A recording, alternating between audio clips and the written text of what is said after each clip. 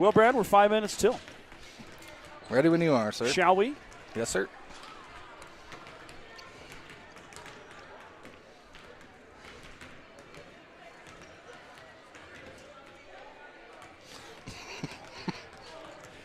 Good evening, everyone. Welcome in to the Sheridan County Journal Star, our sports streaming service, as we are here at the Class C2-12 Sub-District Tournament. Scott Bedrowski on the mic, Brad Gates by my side, and we had a special request from the Bayard Tigers head coach and activities director to broadcast Bayard and Perkins County, the first game of two tonight. So Brad and I said, yes, sir, and we are on board and live here for your viewing entertainment tonight. Brad, talk to me on a Tuesday. How we doing, buddy? I'm doing real well, Scott. I'm happy to be back in the friendly confines of the stable. Of course, we were in WTC not last weekend, but the weekend before for 7 long games. Yes. But they were exciting, fun games, and I am glad that we got asked to do this again. Yeah. Well, you know, I was going to come to the game anyway. Might as well broadcast it, which is kind of what we do. We do all the Gordon-Rushville games. Of course, if you're a Bayard fan, you've probably seen our broadcast because the Mustangs and the Tigers are in the Western Trails Conference together. But we've never done a Perkins County game. Our friends from, I believe, Grant, Nebraska. I believe that's correct, yep.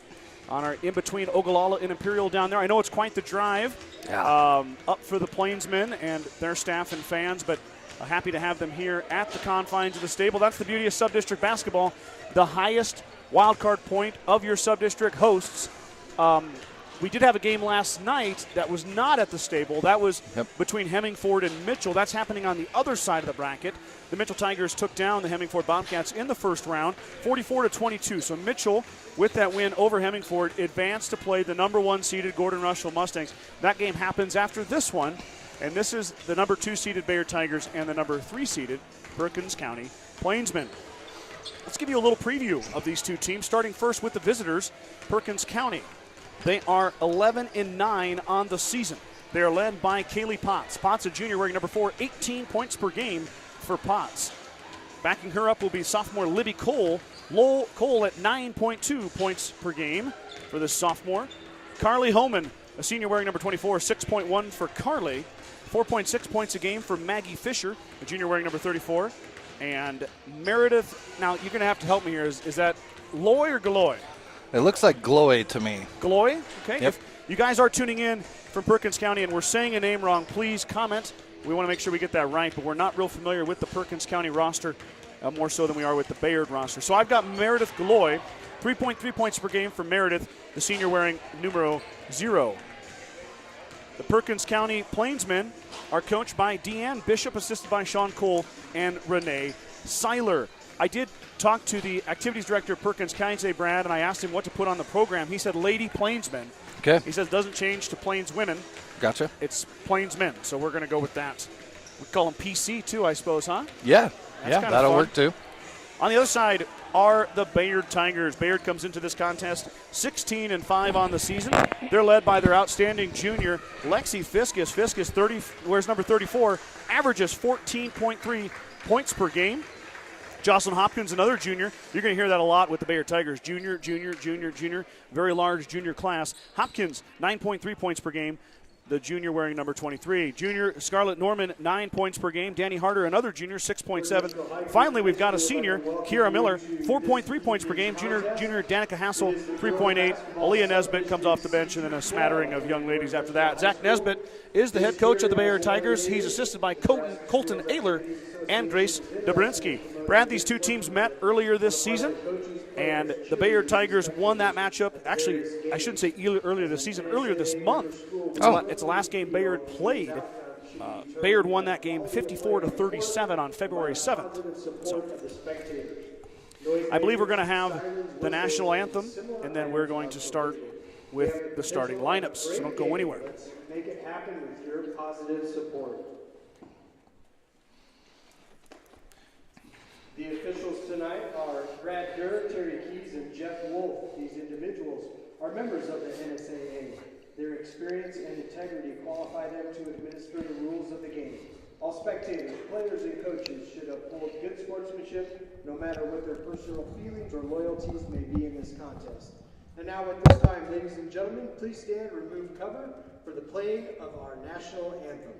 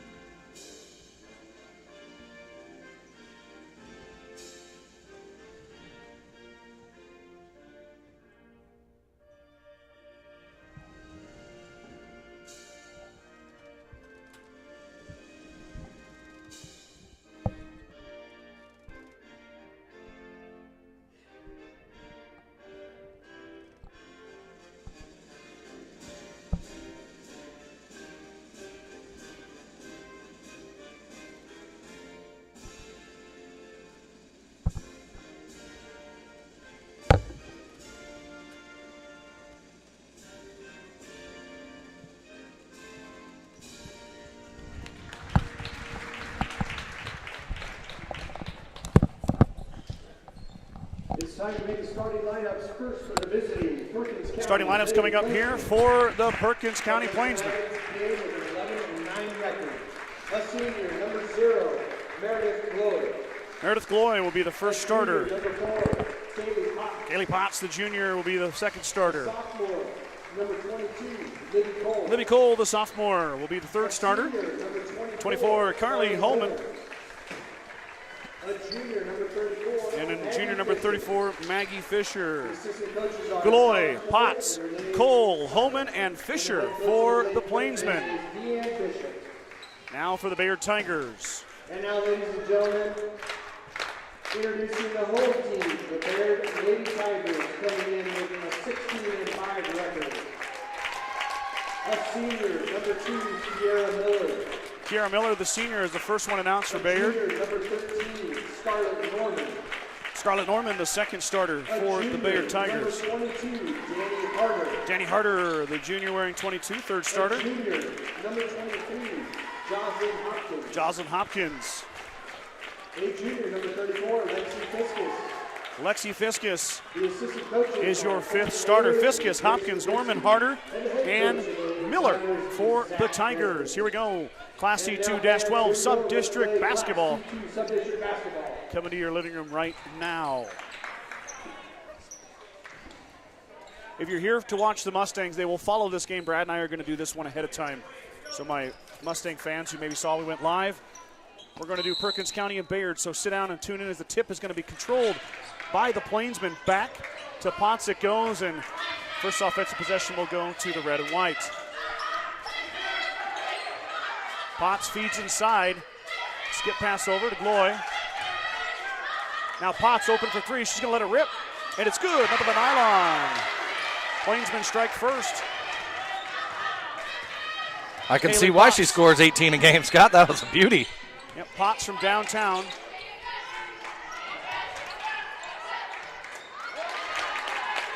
Back the other way. I missed that, Brad. Who? I think it was 22 or 34. I missed it too. 22 would be Danny It's Harder. tough to see the numbers through the. Sorry, another shot on the other. Fast pace here. That one's going to go off the Tigers' foot, but it's going to stay with Bayard. I thought it went off of Norman's foot, but instead it's going to stay with the.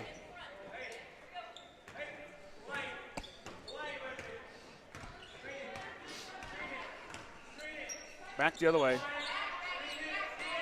Miller now for three, lets it rip, left it short, rebound inside to Norman. Norman, offensive putback up and good. Scarlett Norman using the position now. A little bit of a press here on the Plainsmen by the Tigers.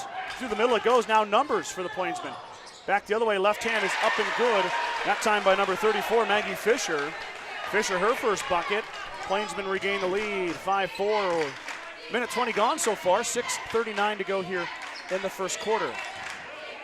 Hopkins looking, drops it off for Fiskus. Fiskus wants to drive. Up, left it off the iron, no good. Rebound fought for inside. It might be Hopkins, it is. Bayard gets it back. Out to Danny Harder.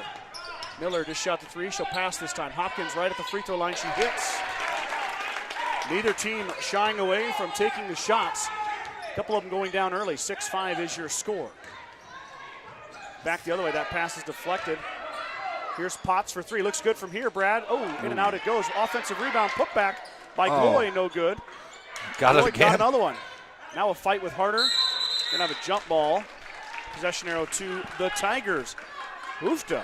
Yeah, fast pace, back and forth, up and down the floor. To breathe. I like it. Bayard comes away, though, on the held ball. They've got the possession arrow. Scoreboard is correct, 6-5. Hopkins drops it off for Fiskus. Fiskus inside to Norman. Norman was wide open on the baseline. Missed everything. Hopkins grabbed it. Harder finds Miller on the backside, and it's good. Kira Miller, her first basket assist to Danny Harder. High pass, it's going to go out of bounds. Plainsmen turn it over.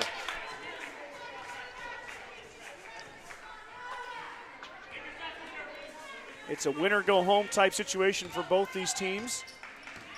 Bayard is close in the wild card points, but you're going to want to win the sub-district. That shot is missed. Rebound pulled down. That was Libby Cole. Now back the other way. Drive and kick. Cole now wants to shoot the triple. And she got it. Libby Cole ties it up from downtown. And the sophomore, her first basket. Potts and Cole have hit a pair of threes. Fight for the basketball inside, and Norman's going to come away with it. Miller off the side of the backboard, got her own rebound. Well, that should be a travel, shouldn't it, Brad? Well, I guess I don't really know. If you don't draw the rim. I don't know, maybe it got deflected and hit the side of the backboard. Could have been. I'm almost positive if you throw it off the backboard, right, you know, like I used to do when I alley-ooped to myself. And then dunked. You can't touch the floor again. But as it stands, it's going to be a foul on the Plainsmen. That's going to be on Gloy.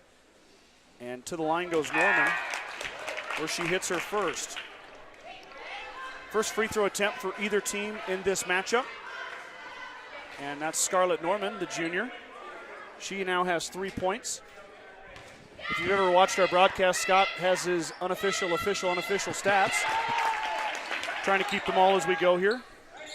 We don't have a TV truck outside. Nope. It's just Brad now. Maybe next year. Yep, Kira Miller knocks it out of bounds. It stays with Perkins County.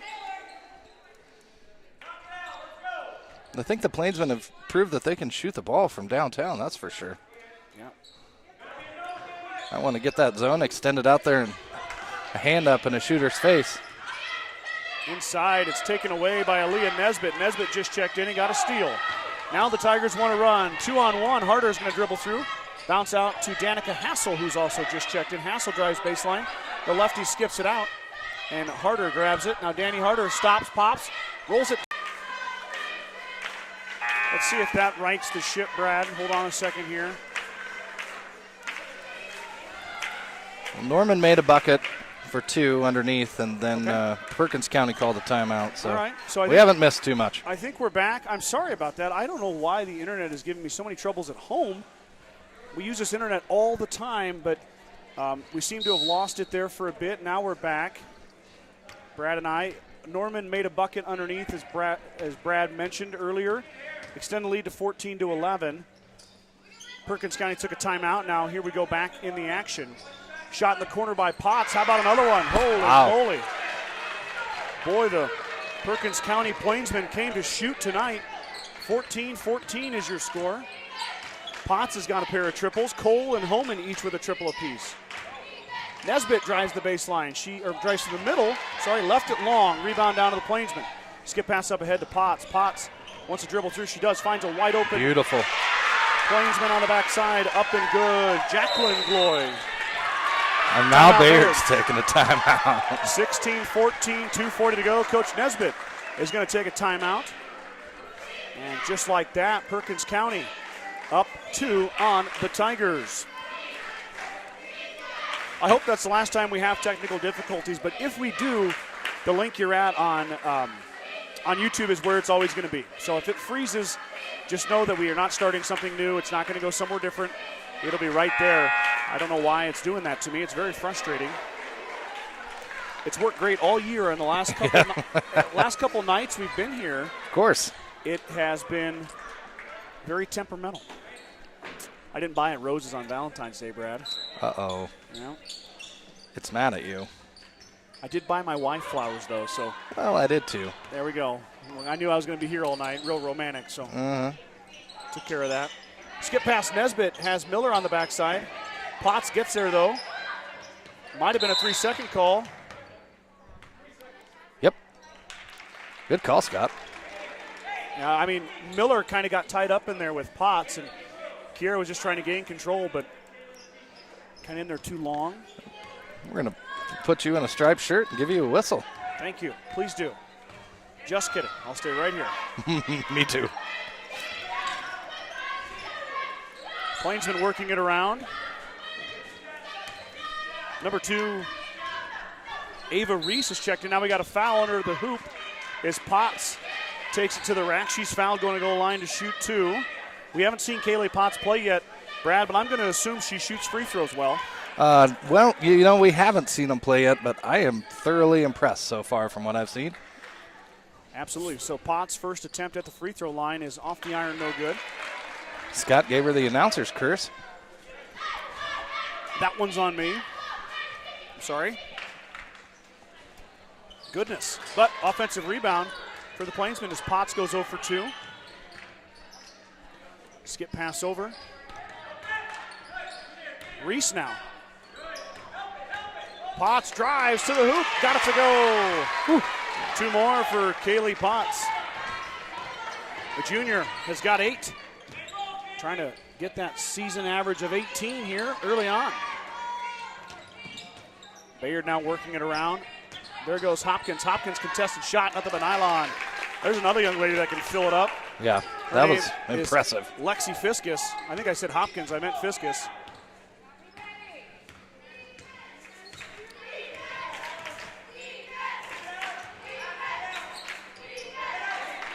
Reese passes out, goes off the fingertips of Holman. She regains control, but that pass is going to go off the hands of Cole, stolen away by Fiskus. Back the other way, Lexi Fiskus wants to drive. Shot is contested. Nesbitt got the offensive board, though, and put it back up and good. 6 different Tigers have scored, Brad, already here in the first quarter as we're tied 18 apiece. Pass is intercepted by Nesbitt. Nesbitt kicks it. Reese grabs it. Potts defended by Hopkins. Hopkins recovers and steals it away. Boy, we have no shortage of action here tonight. 35 seconds to go in the first quarter. Miller had it poked away, but instead we've got a foul on the Plainsmen. It'll be on Cole. 2 fouls total in the first quarter too, Brad. Yeah. 3. That's what I have you here for. That on-the-ball math skills is what we pay you the big bucks. Thank goodness. Kira Miller's going to shoot the 3. She's going to hit.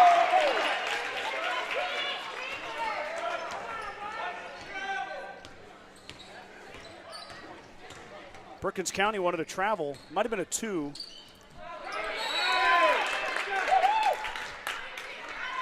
Scoreboard has Miller shooting a 2, Brad, so well, I thought it was a 3, but 2018 now, 15 seconds to go.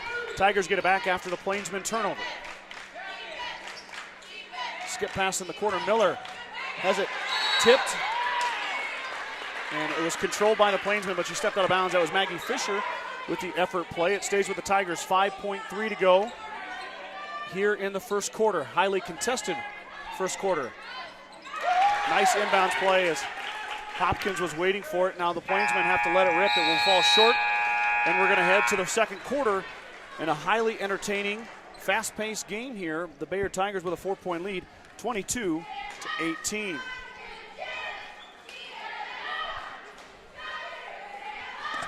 Up and down the floor and up and down the floor, and lots of offense, not a lot of fouls. Just what the doctor ordered here on Tuesday evening. Yeah, you know, if anybody had a long Tuesday, maybe a little tired. Yeah. These two teams are not tired at all. Oh, really 40-point first quarter. That'll get you awake.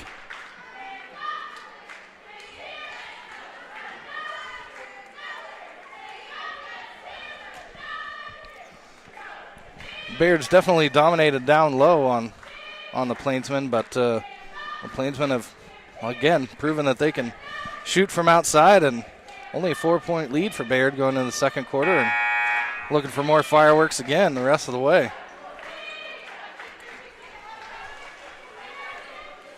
Absolutely, it's a good one here. It'll be Plainsmen basketball to start the second quarter. 4 triples by the Plainsmen in the first quarter. Yeah. 2 by Potts, Cole, and Homan with 1 apiece. On the other side, Scarlett Norman's got 6 to lead the Tigers. Potts with 8. Potts is not afraid to drive it. Right off the bat, you can tell that. A lot of good scorers aren't afraid to drive it.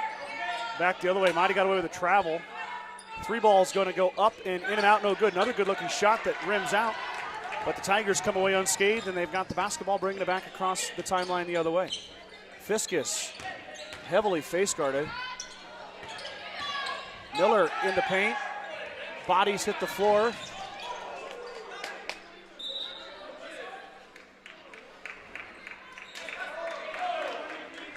Looks like Potts kind of got kneed there, Brad. Yeah, bodied out of the way. I know it. No call. Nope. The whistle was extremely late as well. I know. Didn't know if they're going to call a foul or what was going on. Fiskus through the lane, and we've got a charge on Fiskus. That was Libby Cole who stood in there and took the contact, and Fiskus picks up the foul back the other way. Yeah, I was kind of waiting on that out-of-bounds play for a whistle. Yeah. One didn't come. No, I didn't know what was going on there for a second. The official on the other side made the call.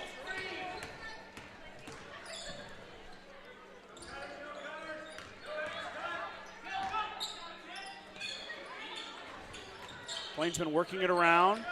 Gets that Tiger defense, and then Hopkins took it away. Now Hopkins on the run out. Bloy applies the pressure, but Hopkins able to finish. So the turnover bug really plaguing the Plainsmen here. They've shot it really well, but the turnover's the difference. Back the other way. Nice little kiss off the glass by the lefty. That was Carly Homan. Homan, the senior, has got 5. Hopkins feeling it. Front iron no good. Offensive rebound to Miller. Miller up and good. Offensive rebounds and turnovers, Brad. Yep. That's the difference in your game right now is Potts hits the floor, no call.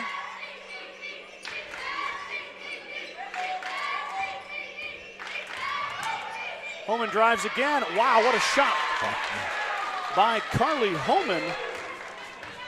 Another basket for Homan. Lead remains at 4. Her and Potts came to play tonight. They did. On the other side, Fiskus absorbing the contact and making the shot. Well done by Alexi Fiskus. And the Tigers answer back.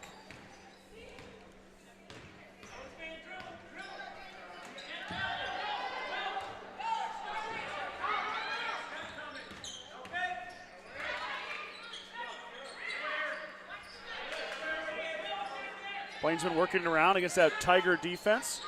Inside touch here. Blocked by Norman. Good defense there from Scarlett Norman. Tigers come away with the basketball. Another high pass. Miller corrals it. Tries to get it Norman. Norman gets it up and good. Timeout. Plainsmen. Coach Bishop wants to talk it over. Full timeout. Yep. 5:09 to play here. The Tiger lead has grown to 8:30 to 22.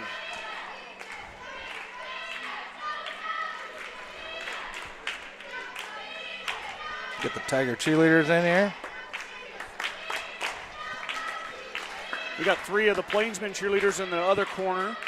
4 Tiger cheerleaders here made the trip up. Always good when the, well, I guess both teams are visiting here today, so. There's quite a few people from Perkins County. I'm a little bit surprised. It's a long, long drive for them all the way up here. And if they're fortunate enough to win the game, they make the trip again tomorrow, or Thursday, excuse me. When they first, I usually pay attention when we transition from volleyball and football to basketball. Mm-hmm. When they first put those sub-district pairings out, you see Perkins County there and you're thinking, that's a long way. Yeah. And this is coming from a community that drives everywhere. We drive a long way, and we do. Yep. But that's, of course, the NSAA's discretion. Yep. And can't argue with them. I guess, yeah, you could try, I suppose. Yeah, it's not going to get you anywhere. I wish you the best of luck if you do.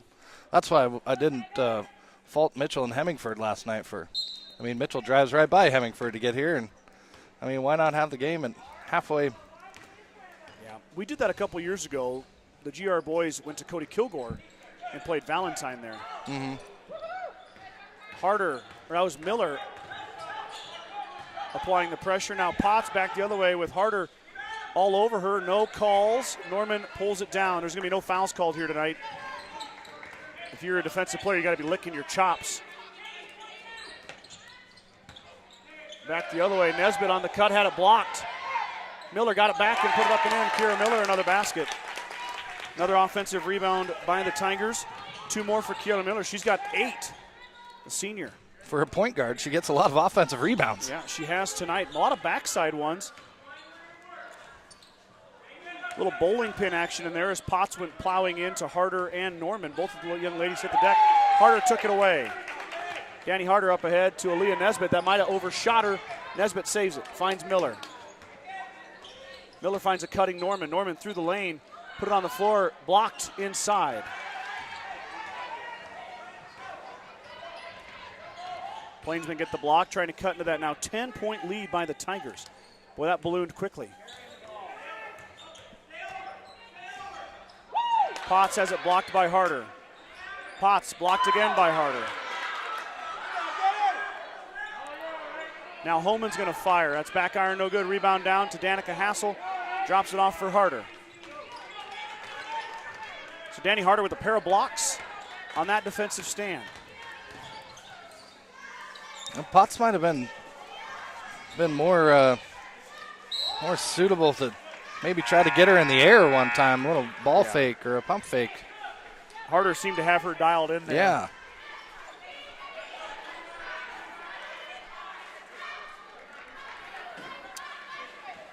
Turnover, though, by the Tigers. Gives it back to the Plainsmen, and they'll bring it down the floor. And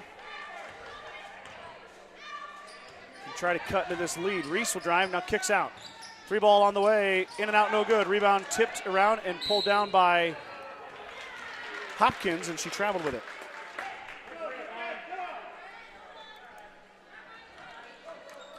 A couple more threes by the Plainsmen. They're right back in the ball game.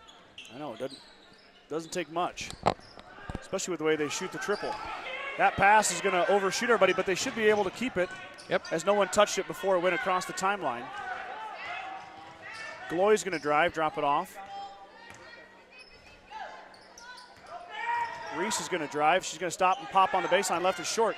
Rebound fought for inside, and Fiskus comes away with it. Fiskus will bring it across herself. She lost it for a second, got it back. Pass goes right to Reese, but then Hopkins took it away. Possession arrow, though, to the Tigers.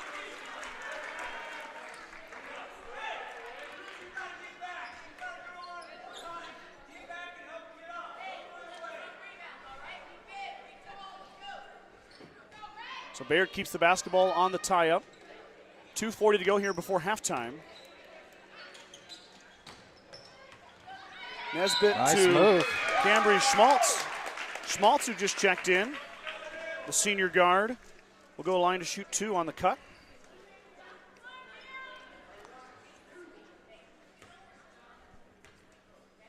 (32-22). Tigers with the lead here in the first half. Schmaltz first rolls off.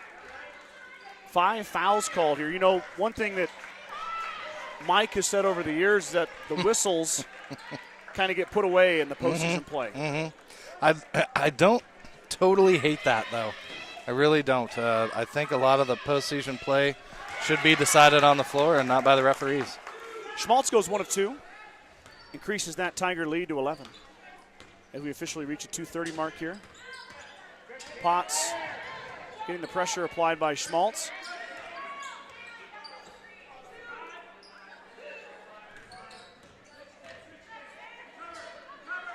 Three ball might have been altered or tipped. Hopkins is going to pull it down.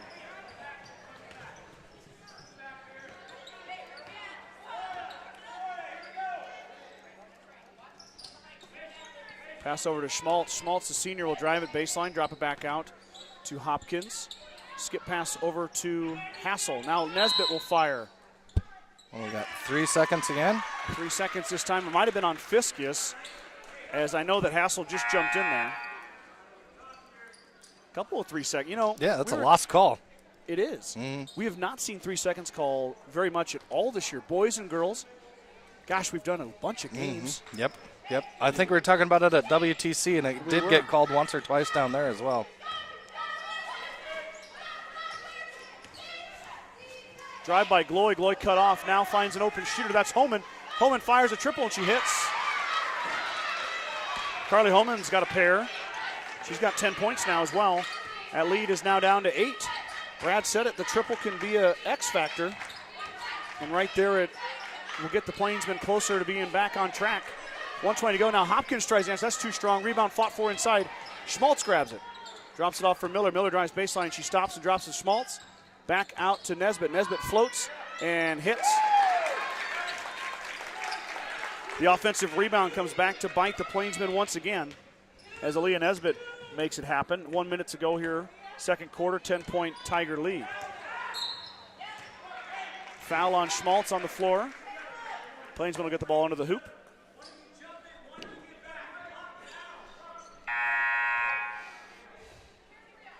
I like Bayard's coach. He's real vocal, and he's barking at his players. Not necessarily being mean to them at all by any means, but he just knows what he wants and demands it from his girls, and I like that. Absolutely. Potts is going to drive, and Fiscus is going to take it away. Turnover Plainsmen. Tigers looking to add to that 10-point lead. Pass inside to Norman. I think it went off Perkins County. It did. It will stay with Bayard.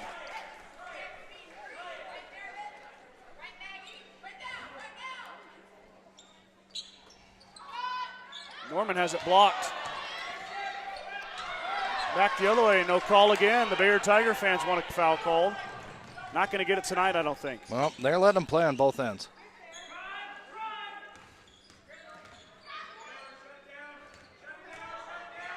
Gloy into the trees, missed it.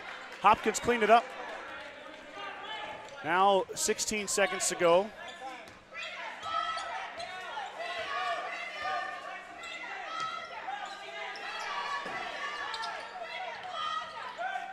Hopkins inside to Norman. Norman left it short. Rebound pulled down by the Plainsmen. We're going to halftime. At a 10-point lead, the shot will not count. So we've hit the break here at Gordon-Rushville High School, the Class C2 sub-district. Bayard Tigers with a 10-point lead, 35-25. I'm going to run a couple of my commercials as these organizations that are on your screen are partner sponsors. I'm sure have a presence in these two communities as well as the Gordon-Rushville area. Brad and I will be right back with the second half action right after this. Meet the one for you, the John Deere 1 Series compact utility tractors. With 25 horsepower of muscle, superior traction, smooth steering, and quick implement changes.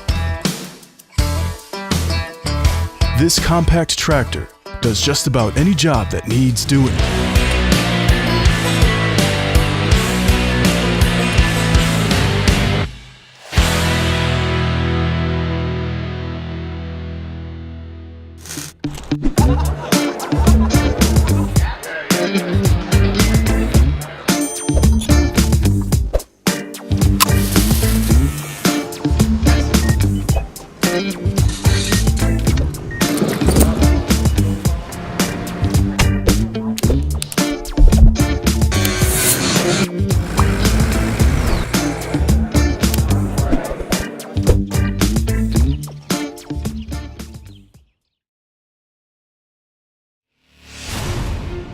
When the field is your office, you never get tired of going to work.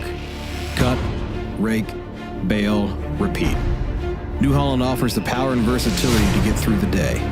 From small squares to large squares and everything in between, New Holland has you covered. Visit your local dealer today to find out more. New Holland, equipped for a new world.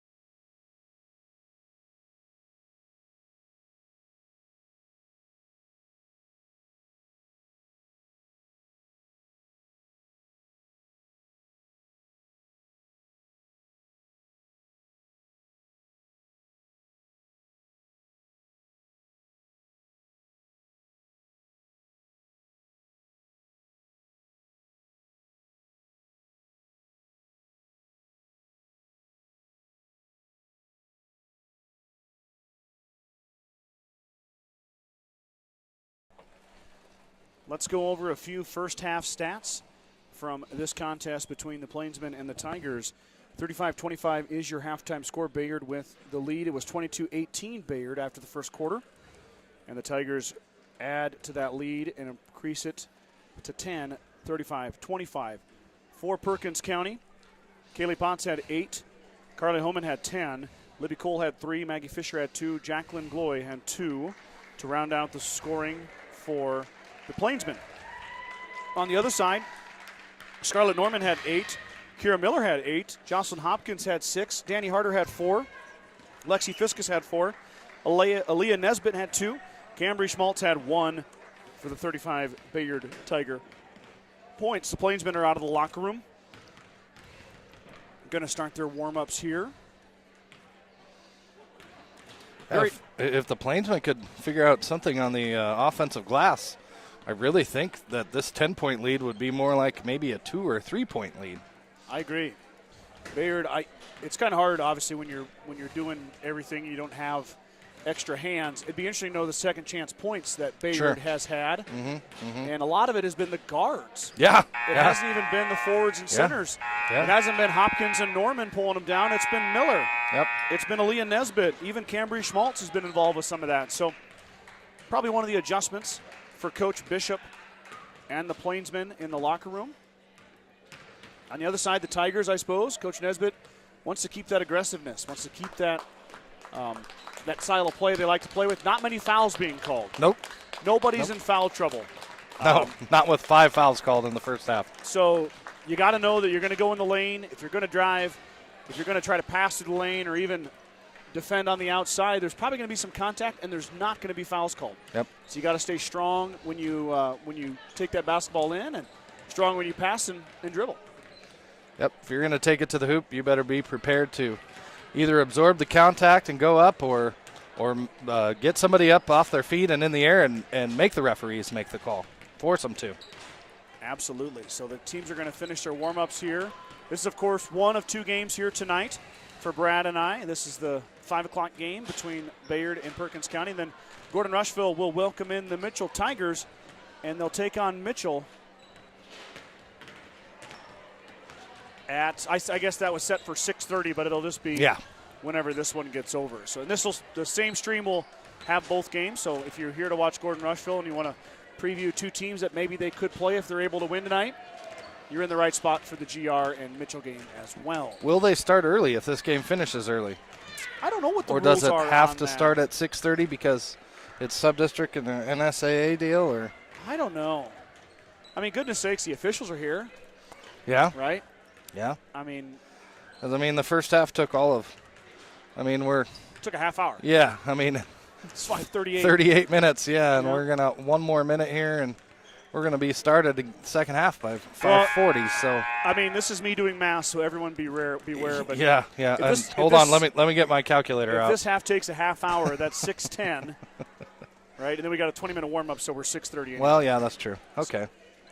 I don't think we're going to be starting early in that No. second game, but More than likely not. Maybe got a little ahead of ourselves there. That's all right. My fault. with mine and your hourly wage, not a big deal. Yeah, We're just getting loaded here tonight, so with money, not with alcohol. That was a bad way to say that.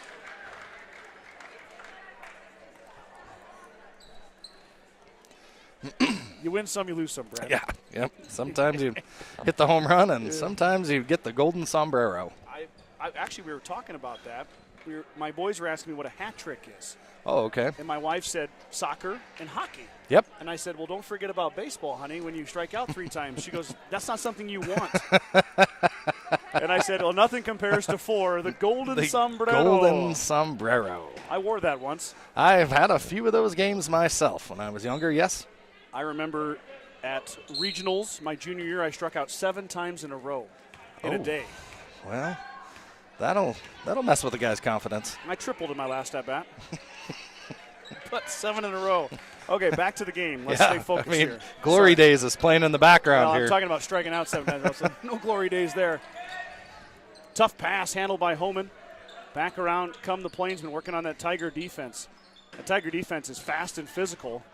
With no fouls being called, they've got all that in their favor. 3 ball, though, is good. Wow. That's a great shot Yeah. by Libby Cole. Like I said, they've proved they can make that outside shot. Boy, over the tall. Hopkins is harder yep. to travel with it. She moved her pivot foot. I mean, she shot that over Hopkins, who's at least 5'10", 5'11". It almost touched the projector and then went straight through the rim, straight through the hoop. Well done. Plainsmen looking to get their offense going here. Cole just hit the triple. She's got Fiskus on her this time. Gloy takes it up strong, missed it. Offensive rebound comes down, but it's going to be a jump ball as Norman and Potts tie it up. Bayard basketball. It was better on the the offensive glass from the Plainsmen. It just didn't quite work out for him that time. Plainsman bench starts the defense chant. Miller drives. Oh, she about lost it, but then kept control. Up and in it goes. Oop, wrong team there. There we go. Tigers 37, Plainsmen 28. How about Kira Miller, Brad, with 10 points as the Tigers steal away. Another turnover by the Plainsmen. I think Potts lost it down low there. There's a good defensive board by Perkins County. Now they want to run back the other way. Potts weaves her way through traffic. She lost it, got it back. Gloy back out to Potts. One thing we know about Danny Harder, Brad, is she's a lockdown defender. Yeah. And they've got her on Potts. Homan trying to score along the baseline. That one's going to go off Bayard, though. It'll stay with Perkins County as Homan actually kissed 2 off the glass in the first half. That one did not go down. But the Plainsmen keep the basketball with a chance for an inbounds play here.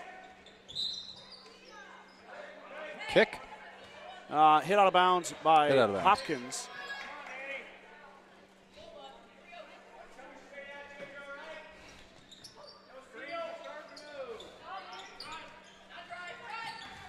Potts is going to drive.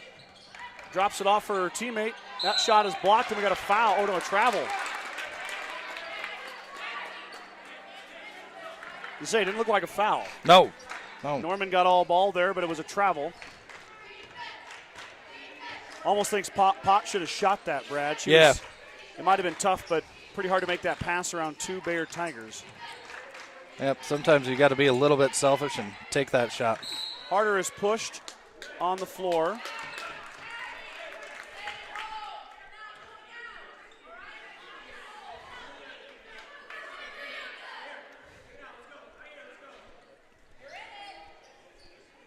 Tigers get it after the foul. That's the second foul on Libby Cole.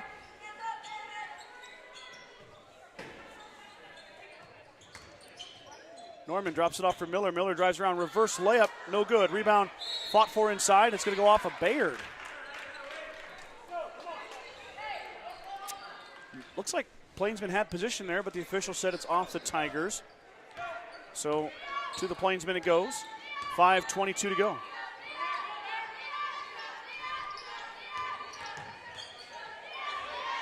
Shot is up, no good. Rebound pulled down by Norman. Norman about had it stolen away by Potts, but it stays with the Tigers as it goes off her.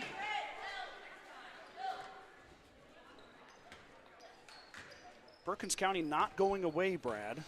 This lead was 10 at half. No. Now at 9. The scoring has slowed down. It has. Yep. Hopkins plows through the lane, and she's going to get fouled. Hopkins going to go line to shoot 2, her first trip. It'd be the 7th and 8th free throw of the game. I think the whistle might have been a little early on that one. I'm not sure.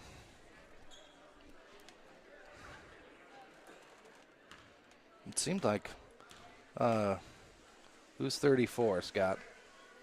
Seemed like she had pretty good position there on the drive, but. That was Maggie Fisher for the Plainsmen. Yeah. That's who the foul was called on. Yeah, one of those bang plays that could go either way. As Hopkins hits them both, she can really shoot the free throw. She's got 8 now. Bayard's score has definitely been balanced by everybody. Everybody's had 6, 7, 8 points, it seems like. Well, it's funny, Fiskus really hasn't scored. She's their leading scorer. Glory's going to shoot the three. She lost it kind of mid-shot. Had to push it up, and she airballed it. Back the other way come the Tigers. Yeah, Fiskus averaging 14.3 a game, but it has been her teammates that have really done a good job. Now Norman with an inside touch and a finish. She's been real active down low for Bayard tonight, Scott. Norman has, what, 12? 10. 10, yeah. And a mess of rebounds, too. Yep. Free ball on the way is off the side of the rim, no good, and that's Miller who grabbed the rebound. Harder drops it off for Miller. Bayard will take it up.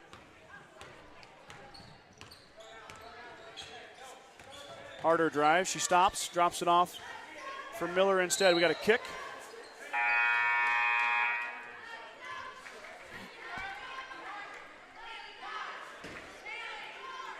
A couple subs come in here for both teams.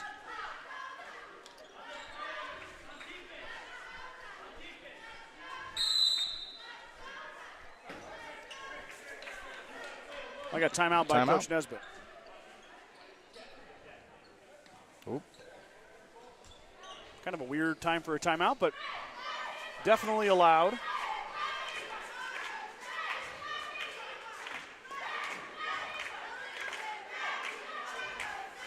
Well, usually when we have a broadcast, we open up comments. Comments are there if you want to drop a line of who you're cheering on, who you're watching. Brad and I, we are a family-friendly broadcast, so we expect the same out of our comment section. Only one comment so far. It's a Go Mustangs comment. Go Mustangs That's comment. a little premature, but Yep. that's Well, okay. We'll take it. They got about 11 minutes left and then 20 minutes of warm-up, and then we'll get into the Mustangs game. You know, Brad, I'm going to encourage you to go out and the copy of the Sheridan County Journal Star I put out today on newsstands. We got our Valentine's Day edition. Oh, did you do the couples edition again? I Okay. did. I'll tell you something interesting just to kind of pique your interest. I interviewed Mark and Trisha Loosefelt from Rushville. Okay. Been married now since 1974. A long time. They met at a Rushville High School sock hop. Don't hear that every day. And then I interviewed a couple from Gordon, the Ragers. Mm-hmm. They met on Snapchat. Oh, my. So kind of a full 360 there. Yeah. Shot by Hopkins is no good. Perkins County comes away. It's always fun to see how that happens. Boy, I'll tell you what, neither team's going to let me talk about my newspaper. They just want to run up and down the floor. No. Potts is fouled. She's going to go line to shoot two. She has missed her 2 attempts there so far tonight. Nope, they're calling it on the floor, Scott. I'm a liar. Potts was fouled on the floor. Only the first foul on Bayard this half. Might have been a kick, but instead they're going to let her shoot it. Rebound pulled down by Miller. Miller able to pull down that over Homan. Back the other way come the Tigers.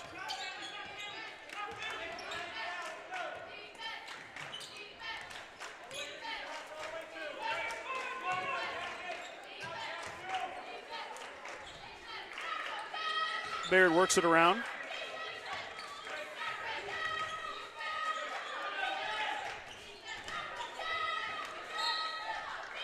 Knocked out of bounds. It'll stay with the Tigers. Another side note, not to give away the whole newspaper, but Nolan proposed to Paige Rager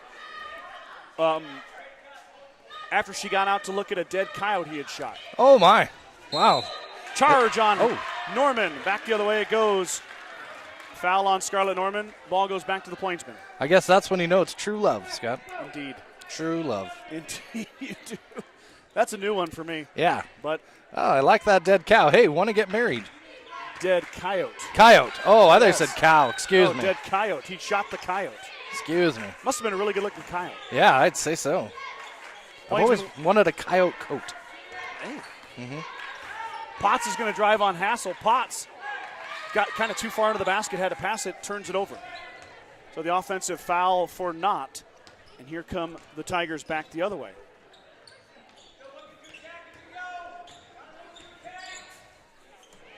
Skip pass over to Nesbitt. Nesbitt baseline jumper. Down it goes. Aaliyah Nesbitt with another bucket. She's got 6. Back the other way. Pass is stolen by Hopkins. Hopkins just took it away.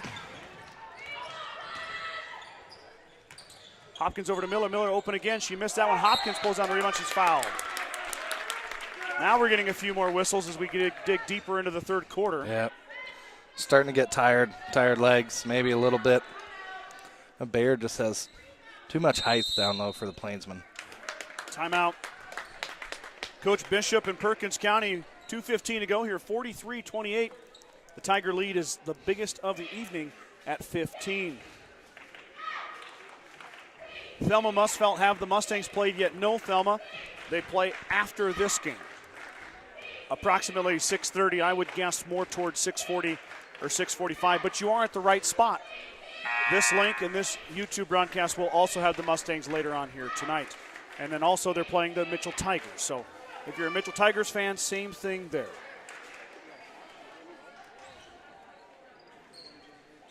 But right now we're fully immersed in this one as Hopkins goes to the line. She's 2 of 2. Jocelyn, a very, very good free throw shooter for a taller young lady.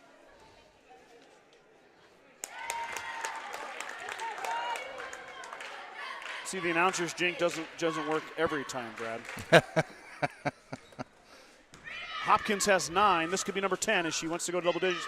Oh, that one was halfway down. It bounced out. Rebound down to Perkins County. Pass is tipped. Perkins County seems very rushed by Bayard. Shot up. Ooh, rolls off the front. Rebound down to Schmaltz. Schmaltz looking for help. Finds Fiskus. Back the other way come the Tigers.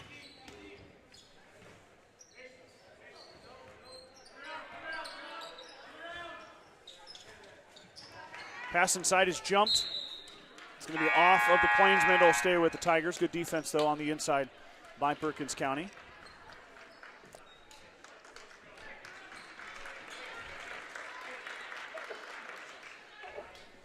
Bleachers starting to fill in here.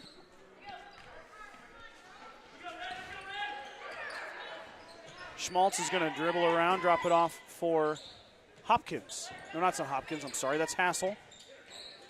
Now Fiskus at the elbow. Off to Schmaltz. Schmaltz lets it rip off the glass. And good. Is that a 2 or a 3? They're going to give her a 3. Wow, the banked in 3 from Cambry Schmaltz. Now stolen away by by Harder. Harder up and good.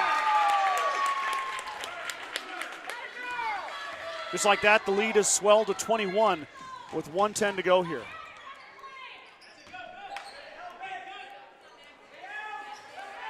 Inside pass now. Homan's going to drive the baseline. She's going to shoot. She's going to miss everything. Potts able to grab the rebound, though.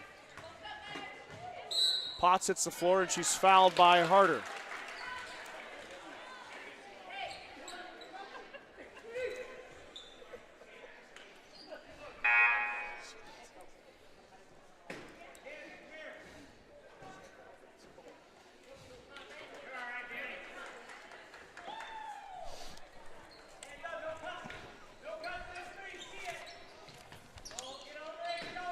Pass goes in up top. Now a shot by Homan, no good. Rebound. And now we've got a foul.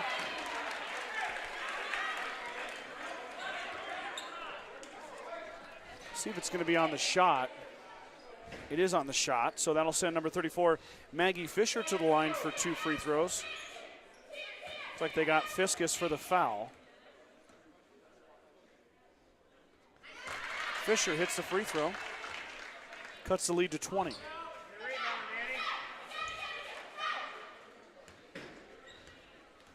Second one here for the junior Maggie Fisher. She sends it through. 45 seconds to go, third quarter. Your scoreboard is correct. The Tigers have really taken that halftime lead and just added to it and added to it. And that's Jordan Niger who just checked in. Shot from Schmaltz is short, rebound down to Potts. Potts wants to run. Harder is out waiting for her. Pass is deflected. Harder grabbed it and tied her up, but it'll stay with the Plainsmen. But Harder kind of thwarts that fast break opportunity.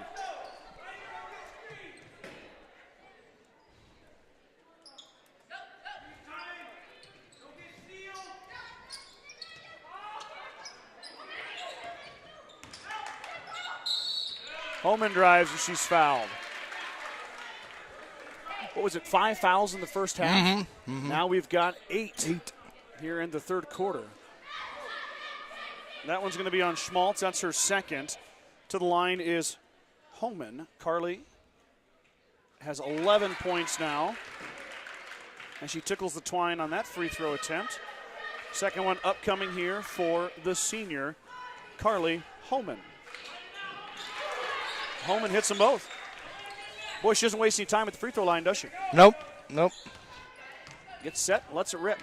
13 seconds to go here before the fourth quarter. Harder drives. Nesbitt will pull it back out. Potts applying the pressure. Now Harder's going to have to go. Inside to Fiskus. Ladies hit the floor. We should have another jump. We do. It's Bayard basketball with 1.1 seconds to go before the fourth quarter. The Mustangs have emerged from the locker room over there, Brad. Haven't seen the Tigers yet. Pass inside to Fiskus is tipped. Oh, right idea. Yeah, right idea. Could have got that, or she could have got that to go up. It would have counted. Instead, it slips through her fingertips and it ends the fourth quarter. So after 4 quarters of play, it's the Bayard Tigers 49 and the Perkins County Plainsmen 32.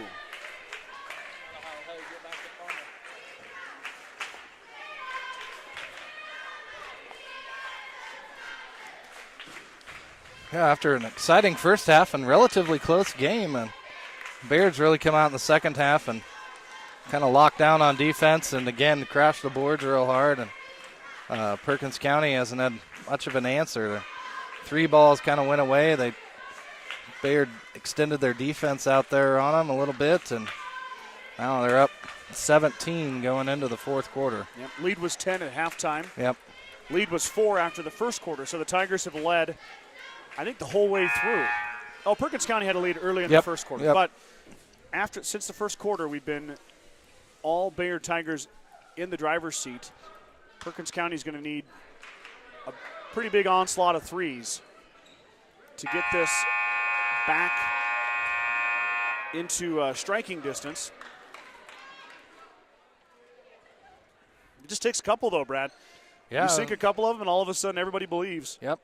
A couple of defensive stops, and you could get right back in this game real quick. Potts is going to drive on Harder. Danny Harder is very quick. She gets in front of her, and now Potts has to bring it back out. Plainsman looking to find a spot as Gloy is going to dribble into traffic. Now Potts is held by Harder. Going to be in the bonus here in a minute. Oh, yeah. The Bayard has 6 fouls. Second on Danny Harder. Next foul on the Tigers will result in free throws for the Plainsmen. Here's a triple on the way off the iron. No good. Rebound fought for inside. And that is Fisher. Fisher had to take it away by Niger. Now back the other way come the Tigers. Skip pass up ahead to Fiskus. Fiskus wants to score. Both players hit the deck. As Fiskus is down for a second. Kind of a wild pass in the corner. Perkins County able to get there in control. Fiskus seems okay. Shot up, no good, and rebound by Norman. Norman really doing the dirty work inside here for the Tigers. Timeout Coach Nesbitt and the Tigers. As Fiskus is kind of shooken up. Yeah, she stayed down behind the play for let's hope she's a couple of seconds. Kind of a thrash of bodies inside there as Fiskus kind of lost her footing, fell into the defender. No foul call, probably the right call. Yep. A little tough for me to see through the 3-inch by 4-inch screen over here, but it looked like maybe they were both kind of tripped over each other's feet or something. I'm not sure what happened. Yep.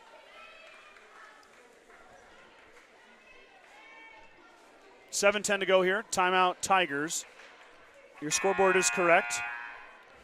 And it is Bayard basketball. Fiskus is going to have a seat.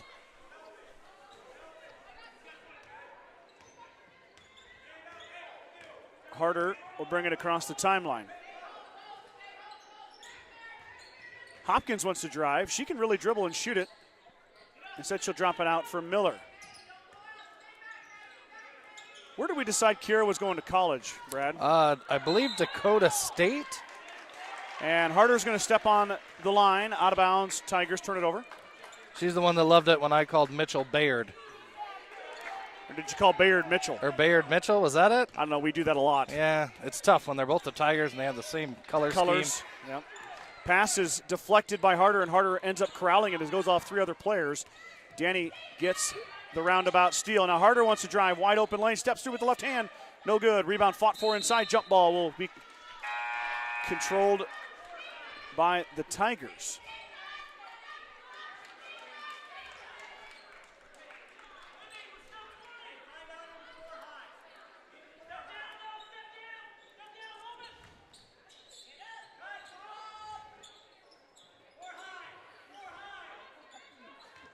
Bayard working it around.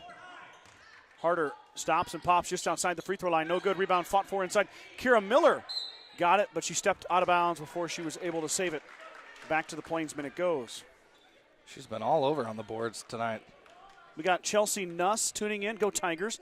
Alicia Bell watching from Lincoln and loving it. Thank you, Alicia. She's Thanks, also Alicia. cheering on the Tigers. Is that a foul on Bayard? Yep. It is. It's on Harder.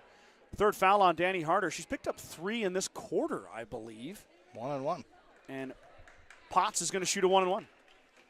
Kaylee, I thought she was going to line again for a second time, but really only been there once. Is 0 of 2 at the charity stripe, looking to right that ship right here. Potts' free throw finds nothing but net.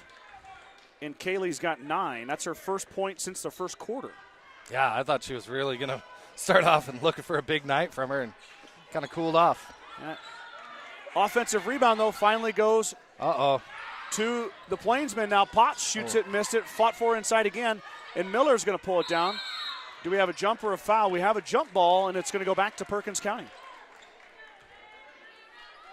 No quit in Perkins County, that's for sure. No, they seem quite energized here to start the fourth. Potts open. Now she's going to drive. Potts steps through, and she can't get it to go. Norman cleans it up.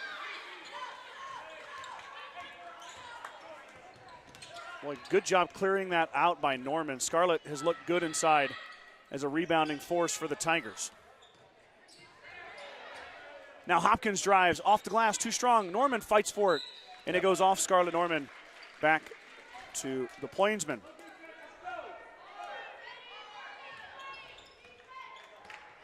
.5:30 to go, 5:35 to go here in the fourth quarter. Plainsmen looking to cut into that lead even more. Step through and finish by Holman. Carly with the bucket. I wondered if we might see a press out of the Plainsmen, but that got broke pretty too easily. Yep. Plainsmen with only 3 fouls, so they can really be aggressive here. Not in any trouble at this point. Bayard's not really a stall and hold 'em kind of team, as that one goes off Miller's face. Norman corrals the loose ball, though. Norman is fouled. And it's on the floor. Yeah. I think that was a pass. Boy, I'll tell you what, Kira Miller got smoked in the noggin. She seems to be okay, but man, that thing was right to the face as Norman seals off inside on the pass from Miller. And up and good, Scarlett Norman. She's got 12. And the lead grows back to 16 now. Back the other way, Hopkins stole it from Potts. Hopkins wants to run the floor. Can she go the whole way? And it's going to be an offensive foul on Hopkins, as that was Holman who took the charge. It's a player control foul, so it's not free throws. Nope. Well, the Bayard coach and the Bayard fans didn't like that call. I mean, she was there. Yeah. She was set. I mean, it's one of those things where it's one of those judgmental calls. We can complain all we want, but probably not going to change it. More than likely not. I could ask. Yeah, sure. Norman with another block. Nesbitt cleans it up, but did Nesbitt lose it off her leg? They're going to say it's, wow, interesting call there. They thought it went off Nesbitt's leg. It looked like it might have. We don't really have the right angle for it, but instead it stays with Bayard. 4:25 to go. Timeout. Coach Bishop and the Plainsmen. Let's get an instant replay on that one, Scott. Oh, wait. The truck broke down on the way here. I heard the weather's not too nice outside either. Is it snowing? It's getting bad, yep. Yep. So maybe the truck got stuck in weather and not going to be able to bring you guys instant replay this evening. We had a couple of really nice days there. Yep. And then Mother Nature said, nope. Yep. Ha ha ha. Not today. Our friends down in Perkins County or even Bayard, we have a lot of snow here. A lot of it's melted, but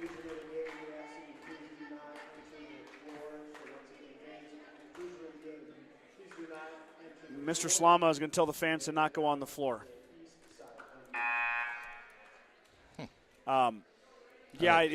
We've had a lot of weather up here. Yeah. The Gordon-Rushville girls have only played 18 games. And one of those, or 19 games, one of those games was a forfeit because Chase County couldn't get here or couldn't get to the Sydney tournament. So they've only really, in all reality, played 18. We've lost about 4 or 5 games this year due to weather. 5, I believe, yes. Man, it's just been, I guess it'll be nice in the spring when we have green grass, I hope, and the lakes and rivers are full. But a lot of snow right now as Harder will inbound. She will break the press across the timeline. Danny Harder streaking to the hoop. And she said she's going to drop it off, and she's fouled. Well, and just like that, the officials' whistles do work. 13 fouls here in the second half. Norman wide open. Missed it. Rebound pulled down by Perkins County. Back the other way come the Plainsmen. That's Gloy. 3-ball from Holman. Back iron no good. Rebound grabbed down by guess who? Scarlett Norman. Now Norman and Potts fighting for it. Norman corrals. Skip pass up ahead is fought for, and it'll be a jump ball controlled by Bayard. The clock is getting awful thin for the Plainsmen. At 11-9, probably not enough wild card points to find their way in, so. And the clock is ticking down to close to midnight. Fiskus's pass goes off of Nesbitt's hands. Out of bounds, back to the Plainsmen. Well, I just hope the roads are okay for these teams to get home. Yeah, well, the highway department does a real good job. Hope they're out tonight. I'm sure they will be. Potts is going to fire from way downtown. That's going to find no rim. Offensive rebound, though, is grabbed by Perkins County, taken away by Fiskus. Fiskus kind of just grabbed that out of the hands of the Plainsman player. Now back the other way come the Tigers. Harder's going to drive baseline. She'll stop and look for a teammate. Can't find anybody. 5-second call was close, not there. Fiskus back iron, no good. Rebound pulled down by Cole. Libby Cole across the timeline. Holman thought about it. She's got a couple threes, but that might have been off Holman. It is, so it will be off of Holman's leg. Back to Bayard it goes.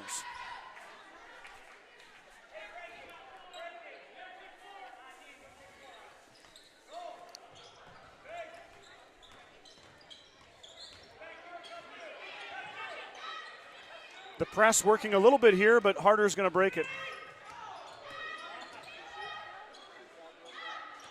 Potts on the wrong end of that screen. Seems no worse for wear. She's back up. Harder drives past everybody. Through the contact, no call. We have a foul on Danny Harder. Harder's going to pick up her 4th, and it's going to be a 1-and-1. I believe Fisher was the one who was fouled. Maggie Fisher going to line. She is 2 of 2 this evening.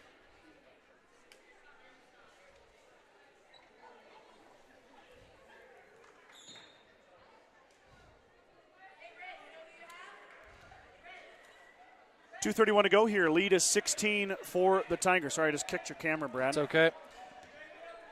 He's kicking me to get the camera down to the other end. I can't reach you, so I can't kick you. Norman grabs the rebound over everybody. Strong rebound there from Scarlett. Now Miller outrunning everybody. Pass over to Hassel. Hassel's fouled and 1 for Danica Hassel. That's her first bucket. Danica the lefty. Her and Danny Harder both lefties. It's always fun.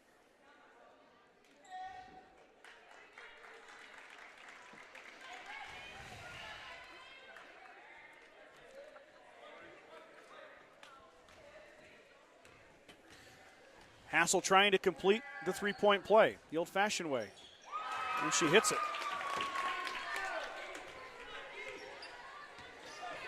So the lead back up to 19 now as Hassel does complete the old-fashioned three-point play. Three ball, back iron no good, and Nesbitt pulls down the rebound. Nesbitt trapped, fighting for it. Perkins County gets the turnover. Shot up from Potts. Potts' shot gets nowhere, and then in the trees. Jump ball. That was Homan, surrounded by 3 Bayard Tigers, and it's going to go back to Perkins County. 1:56 to go here, fourth quarter. Timeout, Coach Nesbitt.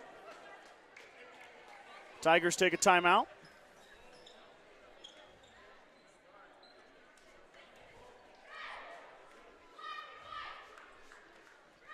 We got Cheryl Ferrero saying Bayard High rocks. All right. Right. Mike Wellnitz said 1 hour ago, Highway 20 east of Hay Springs was slick. In a few spots where there was zero visibility, drive safe. That's what I heard. Hopefully we can get these kids out and home safely this evening. Like I said, the road crews tend to do a real good job around here, so I'm sure they'll be out and about and moving that snow and doing the best they can. I can't stop the wind, but I know. That's what always worries me is the whiteout conditions. Yep. Man, we just keep on getting smacked up here, you know that? Yeah, can't catch a break. It's nice for 2 or 3 days in a row, and then we'll get slammed back down to earth by Mother Nature, and then I think it's supposed to be nice again for a couple more days, and then more snow next week. I don't like it when you talk to me that way. Yeah, I'd hate to be the bearer of bad At news. least this time when the wind had blown, Yeah. a lot of that snow has already melted. Sure, yeah. You know? I mean, the groundhog did see a shadow, so. Don't get me started on that. Potts grabs the ball over Miller. There's a shot up from Gloy. No good. Rebound comes down to the Plainsmen. Shot is blocked by Hassel. Miller looking for help. Finds Danica now. Aaliyah Nesbitt. Aaliyah Nesbitt now dribbles backwards. Bayard's got to go here, and they're going to get there as Hopkins crosses the. Or never mind, we're going to have a 10-second call.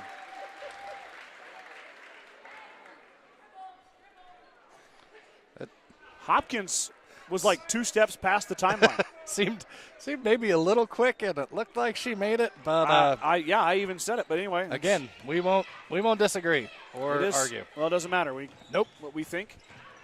It is what it is. So back the other way come the Plainsmen. They're looking to cut into that Bayard lead. That shot was halfway down, and Hassel's going to corral the loose ball. Here comes Bayard. Norman is going to try to handle a little bit, drop it off for Hopkins. Timeout, Coach Nesbitt. Yep, good timeout.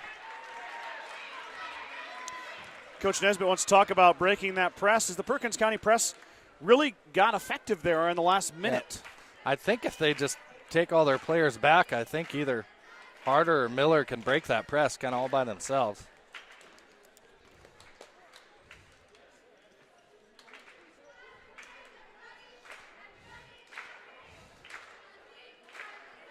Well, Brad and I want to wish you all a happy Valentine's Day. Hopefully all you gentlemen out there made the right decisions and took care of the gifts for your lady friends. Brad, if everyone's wondering at home, Brad did not get me a gift. And yes, I am mad at him. Well, maybe I'll buy you a nice bag of popcorn, Scott. Oh, man. How's that sound? I can't wait. You know what? Maybe I'll even put some M&Ms in it for you, too. It's my lucky day. Yep. I'm such a lucky man. Nesbitt up to Schmaltz. Schmaltz is trapped. Taken away by Perkins County. Potts now on the run out. She's got to go through Norman. She'll drop it off instead. We got a foul on Hassel.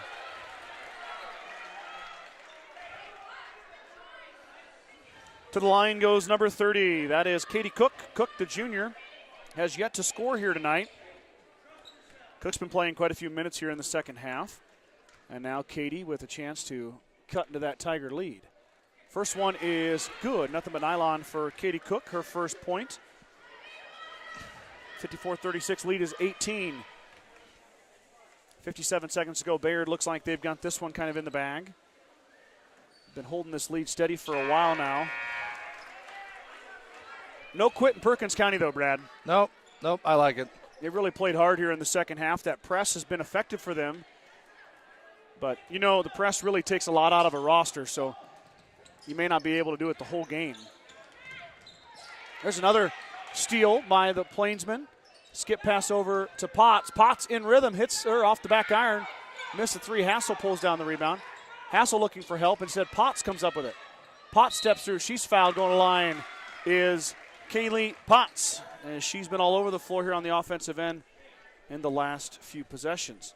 Potts is 1 of 4 at the line. Her 5th and 6th attempt upcoming.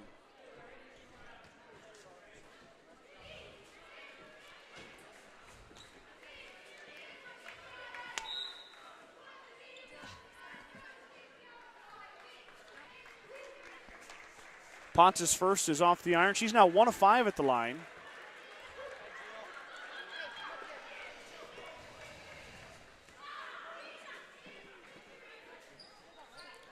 Second one goes for Potts.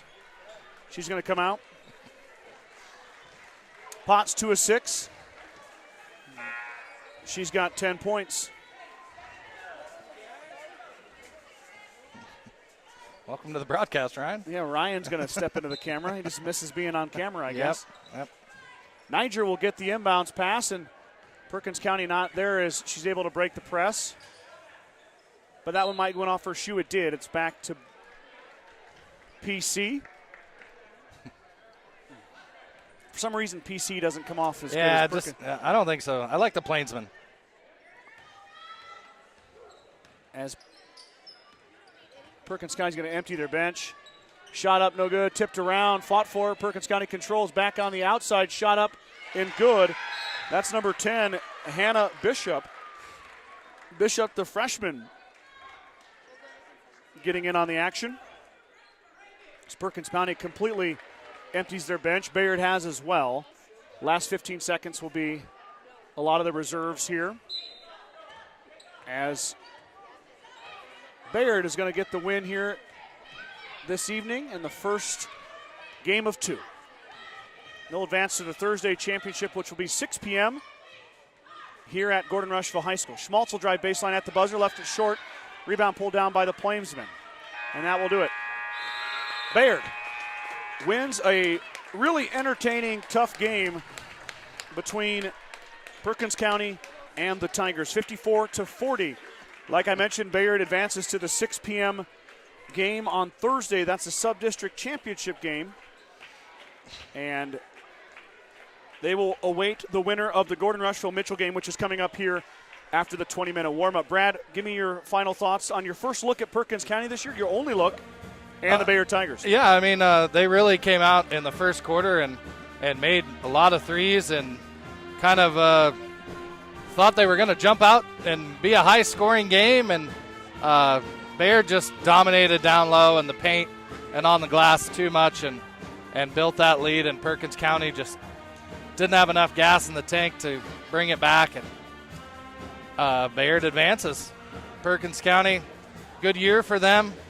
Young team still, as we saw from the program, so they'll look to rebound and maybe hit a few summer camps and right into next year and have a strong year. And we'll see in the next game between Mitchell and Gordon-Rushville who will advance to play that Bayard Tiger team. Absolutely. Let's go over some totals for you before we go to a break here as these two teams get ready to warm up. For Perkins County, they were led by Carly Homan. Homan had 14 points. Kaylee Potts had 10. 6 for Libby Cole. 4 for Maggie Fisher, 2 for Bishop, 2 for Cook, and 2 for Jacqueline Gloy. Let's flip it over to the Tigers. Tigers led by Scarlett Norman. Norman had 12. Got a few girls yelling at me here, Scott. They want to get on camera. They're camera hogs. Got a feel for some of them. Interesting. Yeah. Norman with 12, Miller with 10, Hopkins with 9, Nesbitt with 6, Fiskus had 4. Harder had 6. Fiskus with 4, Hassel with 3, Schmaltz with 4. Rounds out the 54-40 win for the Bayard Tigers. So I'm going to put this on mute so we don't get any extracurricular conversations through our headsets. Yeah. And we'll be back here after the 20-minute warm-up, probably a little bit earlier than that with a little pregame show for the Mustangs and the Mitchell Tigers. So don't go anywhere. Get some things taken care of, maybe supper, get the dishes done, and sit down with Brad and I. Will bring you all the action here in just a little bit. I might be a little bit late, Scott.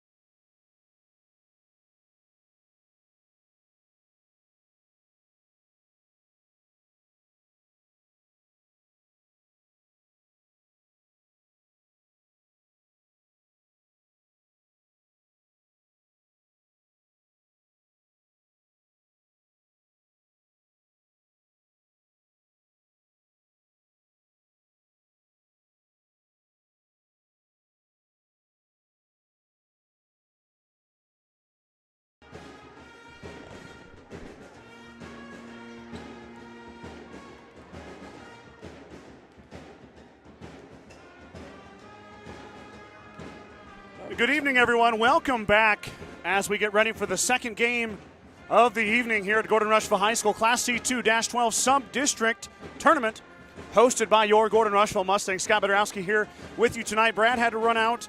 A little bit of a thing going on at home. He's going to get that taken care of and get back up here. Hopefully, Brad can join us here in a bit. But for the time being, I've got all the action for you in this game between the Mitchell Tigers and the Gordon-Rushville Mustangs. The Tigers beat Hemingford last night. That game was played in Hemingford. Mitchell is the 4 seed. Hemingford was the 5 seed. 44-22 was the final of that one. And then the game that happened just ahead of us, Bayard holds on to beat Perkins County 54-40. Bayard now advances to the championship on Thursday, and they'll play the winner of these two teams here tonight. So Bayard is awaiting. Mustangs looking to take care of business on their home floor. They are the number 1 seed in the sub-district at 16-3, 44.6316 wildcard points for the Mustangs. And they are going to host again for the second year in a row. Brad is back.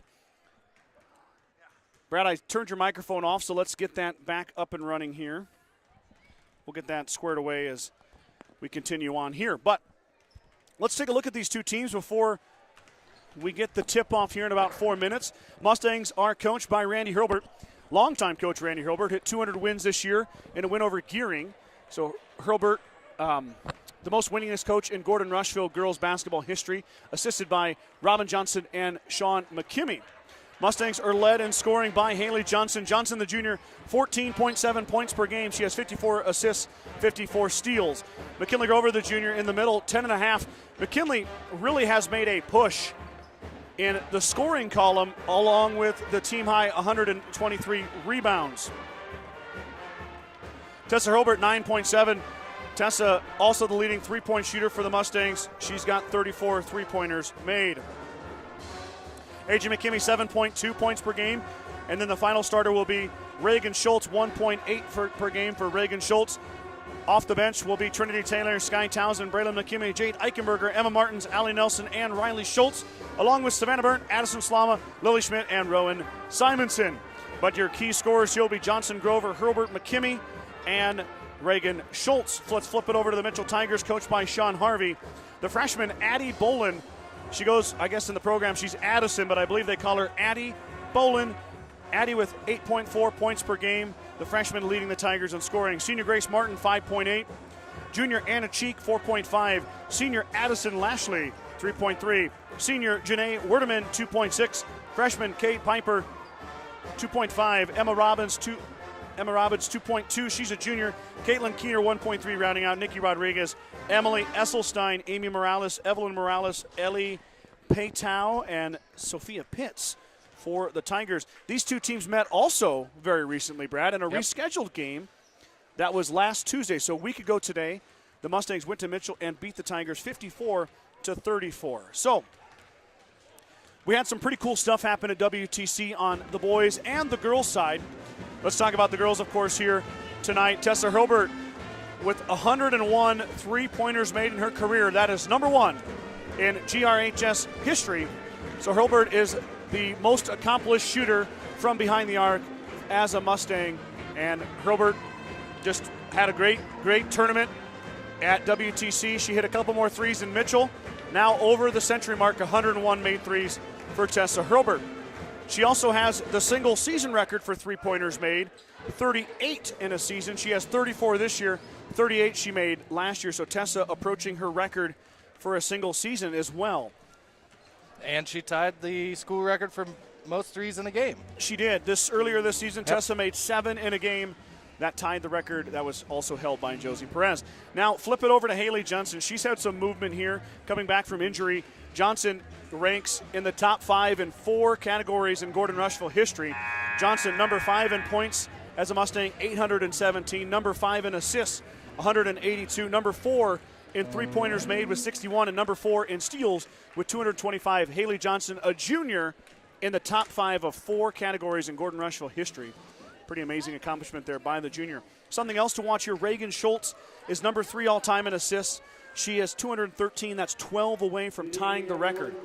So can Reagan find a way here in this abbreviated season to find a way to break that record? She's also number 6 in steals with 186. A.J. McKimmey, the senior in the middle, 5th all-time in rebounds, 537. Also 10th in steals with 166. So McKimmey, top 5 in rebounds, is the senior. And starting lineups are getting ready here. We already did the national anthem prior to the Perkins County Bayard game. So sub-district basketball coming into your living rooms here in just a few minutes. We'll meet the starters from Mitchell first. The officials tonight are Brad Durr. Mitchell comes into this one 6-18 on the season. Mustangs 16-3. Yeah, Mitchell's played 24 games, Brad. Yeah. And GR has 19 on their record, but one of those was a forfeit, so GR's only played 18 games. Yeah, missed out on, 6 or 7 games that they could have played that, Haley would have a better shot and Reagan would have a better shot, Tessa would have a better shot, but Mother Nature prevents us from playing sometimes, and that's just the way it goes. You want to always err on the side of caution. Yeah. I mean, it's just unfortunate. Yep. Have to. Emma Robbins, number 4, will be the first starter announced. I see 23, Grace Martin is up. Martin wearing number 23. Anna Cheek, the junior, wearing number 25, will be the third starter. Nice shoes, Anna. Those are very colorful. Addie Bolin will be the 4th starter. And then Caitlin Keener, sophomore, will be the 5th starter for the Tigers. And the head coach of the Lady Tigers is Sean Harvey.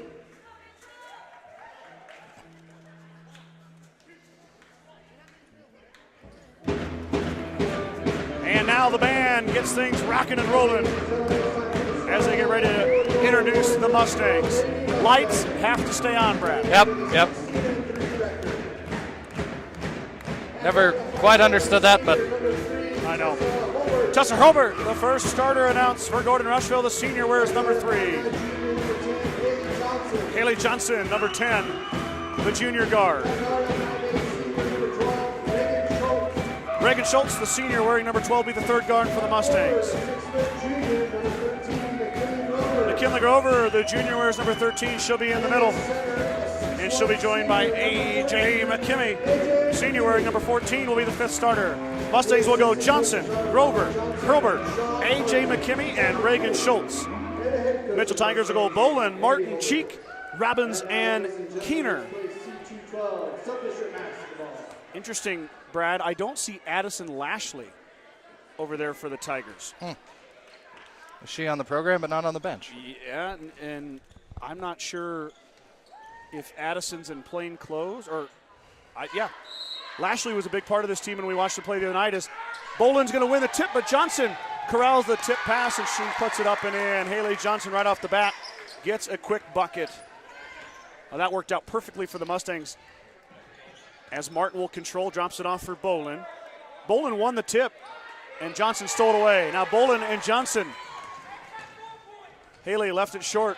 Bolin altered it enough, and then she grabbed the rebound. Johnson about took it away again. And now Haley took it away. 2 steals for Johnson. Now Bolin again. This time Johnson will hesitate, drop it out for Hobart. Tessa's ready to shoot the triple. Off the iron, no good. Rebound fought for inside and corralled by McKimmey. AJ drops it off for Reagan Schultz. Grover looking for Johnson, finds her. Johnson open for the triple again. Back iron, no good. Rebound fought for, tipped around. Schultz controls. Reagan now to McKimmey. McKimmey up and under. Tipped back out, and McKimmey gets her own rebound, puts it up and in. Persistent by McKimmey. Boy, the Mustangs look sharp early. Couple of open looks for Herbert and Johnson miss. McKimmey took it away. No, now Schultz did. Reagan will bring it up the floor, no numbers. The senior, though, will do a little penetrate and drop back out to Herbert. Mustangs sporting the pink headbands. Now Grover over the top. Grover's foul, going line to shoot 2, McKinley Grover. Yeah, I was going to say that. It looked like they were pink headband night. Valentine's Day. Yeah. Showing the love. I noticed all their hair ties are also pink. Yep.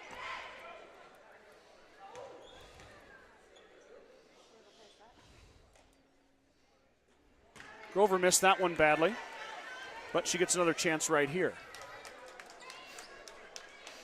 McKinley, we've talked about it before, the junior kind of a love-hate relationship with the free throw line. She goes on runs where she hits a bunch, and then others she struggles a bit. That one looks a little better. There we go. The shooter's touch makes it go down, so Grover gets her first point. 1 of 2 at the line, 6:35 to go. Mustangs out to a 5-0 lead. Now working their press here. Tough pass. Martin is able to corral. Schultz does recover. But then, Reagan knocked out of bounds. Thought maybe it was off Martin, but it stays with the Tigers. The Mitchell Tigers. We just got done doing the Bayard Tigers. We're going to test our announcing skills here, Brad. Oh, I'm sure it's going to happen at least once. Grover's going to take that away, and she traveled with it. She tried the old quarterback handoff to Johnson. We've got a timeout right off the bat. Coach Harvey is going to take a break and talk things over. Let's look at a few of these sponsors we have that bring you this great broadcast. Strong Insurance has provided the Midwest with the best insurance solutions for over 90 years. As an independent agent, we work with many great carriers to offer our clients a policy tailored to their needs. Great rates and even better coverages. Contact our office at 282-0560 or stop by 224 North Main Street in Gordon. Began Propane is your local and family-owned propane supplier, and they are proud to support the Gordon-Rushville Mustangs and our area youth. Contact Began Propane at 360-3579 with any questions you have about how they can help with your propane needs. Fast start, Brad. Yep, another quick start.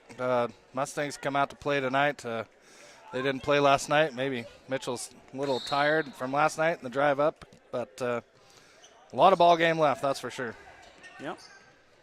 Minute and a half into this one. Pretty good fan section down there. Got a lot of wrestlers.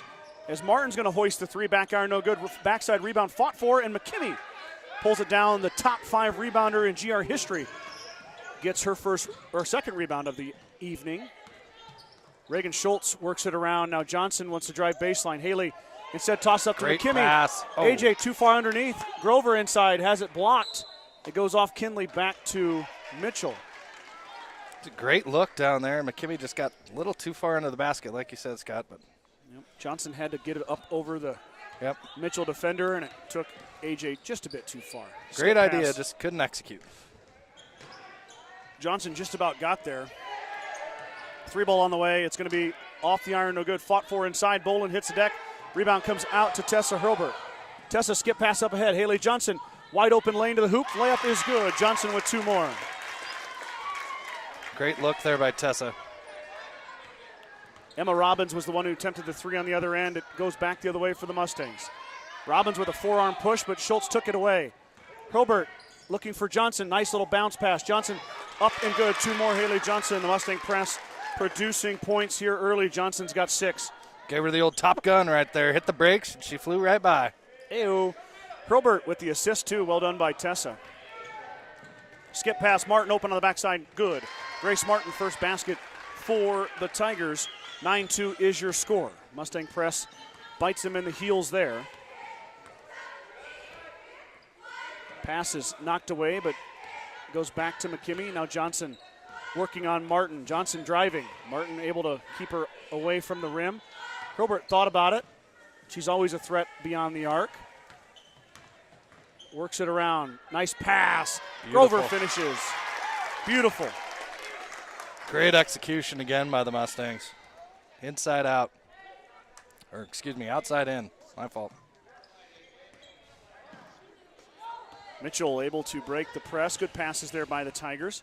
Johnson tried to catch the Tiger ball handler sleeping. Instead, she'll tie her up.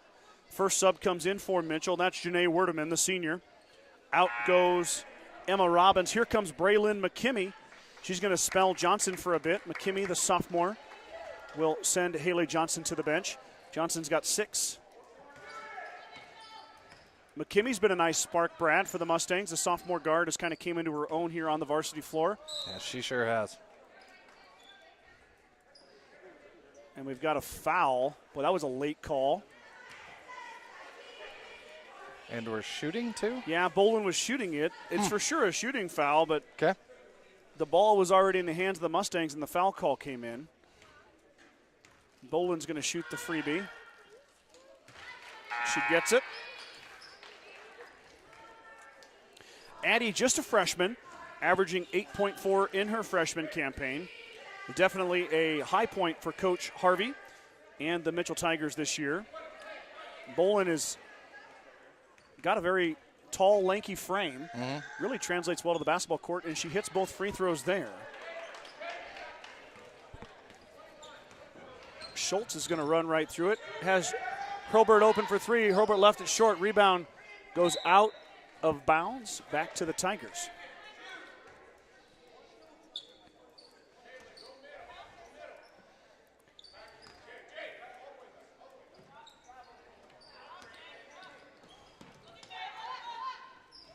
Tigers able to break the press. Now the Mustangs settle in defense. That's tipped by McKimmie.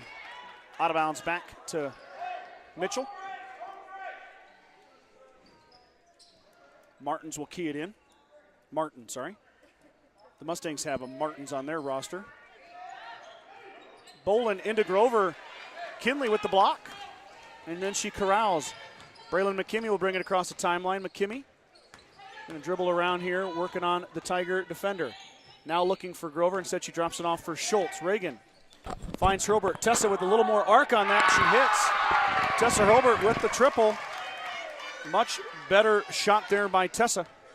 Your GRHS career three-point leader adds another one to her total. Well, that one's tipped by McKimmie. Oh. Good defense there by Braylon, but it'll go back to, I almost said Bayard. Back to Mitchell.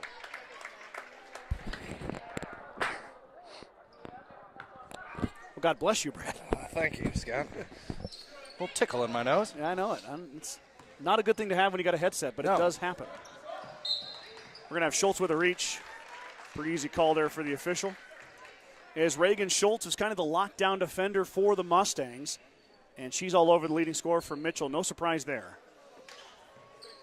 That one's stolen away by Trinity Taylor. Taylor, the junior, just checked in. Trinity is fouled, and she'll go up and shoot two. Good take by Trinity. Not necessarily the one you want in the middle handling the basketball, but showed she's more than capable. Yeah, I mean, didn't look like a post player on that one. Draws the foul, going to the line for two. She kind of hesitated to look back for a teammate and thought, well, heck. I'm just going to do this. It's all me. You bet. Trinity left that one short. Taylor, 15 of 33 on the season, 45% free throw shooter. The Mustangs as a team shooting 50%. If you had one complaint about this year's roster, it's been the free throw shooting. Yep. Coach Hurlburt told me they make them in practice, but Taylor goes 0 for 2 there. Mitchell breaks the press. McKinley Grover, though, stops the charge right there. Now Reagan Schultz, 1-on-3. Reagan will back it out. Drop it off for Grover. Pass is tipped up, stolen away by Martin. Now Martin up ahead to Piper. Piper up and good. Once again, I don't know if that's Piper or Peeper. I watched the game last night, and he said Piper. Okay. What did they say when they played Mitchell? I watched that broadcast, but when the GR played Mitchell last Tuesday. Yeah, I don't know. I watched it too, but I don't remember that one. Got some comments in there. I got to get to those comments. I will here. I'm sorry. Sky Towson is in now. So is Riley Schultz. Mustangs working on that, getting those bench players in. Riley drives baseline. Nicely done. Wow, what a pass from Johnson to Grover. Kinley missed it, but Taylor pulls down the rebound. Trinity Taylor, offensive putback for two. So numero uno gets her first basket. Taylor averaging 3.7 per game. Mustangs trap, timeout, Coach Harvey. Riley Schultz and Haley Johnson had the Tiger ball handler pinned down. And 2:08 to go here, 16-6 is your score. Grocery Mart, your locally owned hometown grocery store, is proud to support the Gordon-Rushville basketball team. Stop down today to pick up all your grocery needs, including fresh meats and produce. Grocery Mart is open 7 days a week at 228 North Main Street in Gordon. Sides of Millburn and Rushville is your headquarters for Bad Boy Mowers, Bad Boy Implements, and Montana Sheds. Don't forget about the full service department for all vehicle repairs at Sides of Millburn and Rushville. Go Mustangs. Gordon Memorial Health Services is a proud supporter of Gordon-Rushville High School and Mustang athletics. From sports physicals and wellness exams to injury rehab and recovery, we offer a wide range of services to help you perform your best. Go Mustangs from Gordon Memorial. 2:08, first quarter, 16-6 out of the Mitchell timeout.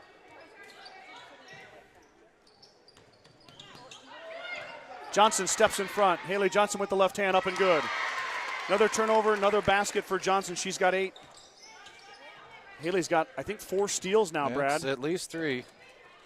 Make it 5 or 4. Haley drops it off for Riley Schultz. Riley back to Johnson. Haley to Taylor. Trinity up and good. Yeah. Trinity Taylor. Good ball movement by the Mustangs there within a 3-foot radius of the hoop. I know it. Good patience, too. Martin on the other end got it to go when they break the press and get it in. Grace Martin's got 4. Haley Johnson really kind of has seen her scoring numbers go down as teams start to keep, but her assists have gone up. Johnson drives. She's cut off by Piper. Back out. Haley working on Piper. Drop it off for Townsend. Townsend over to Riley Schultz. Riley Schultz into Taylor. Trinity push from behind. No call. But now Grover on the run out. Too strong. Kinley with a nice strong move, but kind of got ran out of the lane. Pass is taken away by Townsend, then on the floor. Crazy shot, about went in by Pieper. That thing looked like it was going to be the shot of the night.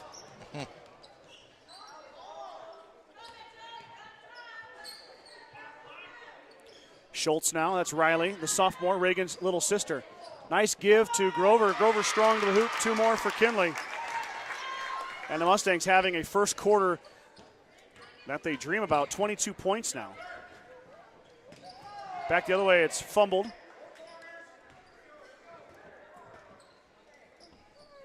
.20 seconds to go, out of bounds. Here comes a line change. Hurlbert's back in, Reagan Schultz is back in, A.J. McKinney's back in. First action for Emma Martins. Martins, the sophomore, averaging 1.2 per game. And Jade comes in for Haley. And then, full line change. Here comes Eichenberger. Jade, the senior. Get a few of those starters a little extra rest here with only 18 seconds to go. Coach Hurlbert going to 11 in his bench right now. Reagan drives on the blow by. Schultz up and good. Reagan Schultz gets her name in the scoring column. And just like that, she surpasses her season average. Schultz not much of a scorer. We might have got away with the travel there. And that will end the first quarter. I wasn't even aware it was that low, as Mitchell wasn't really showing any urgency. So after 1 quarter of play, Mustangs are leading the Tigers 24-8.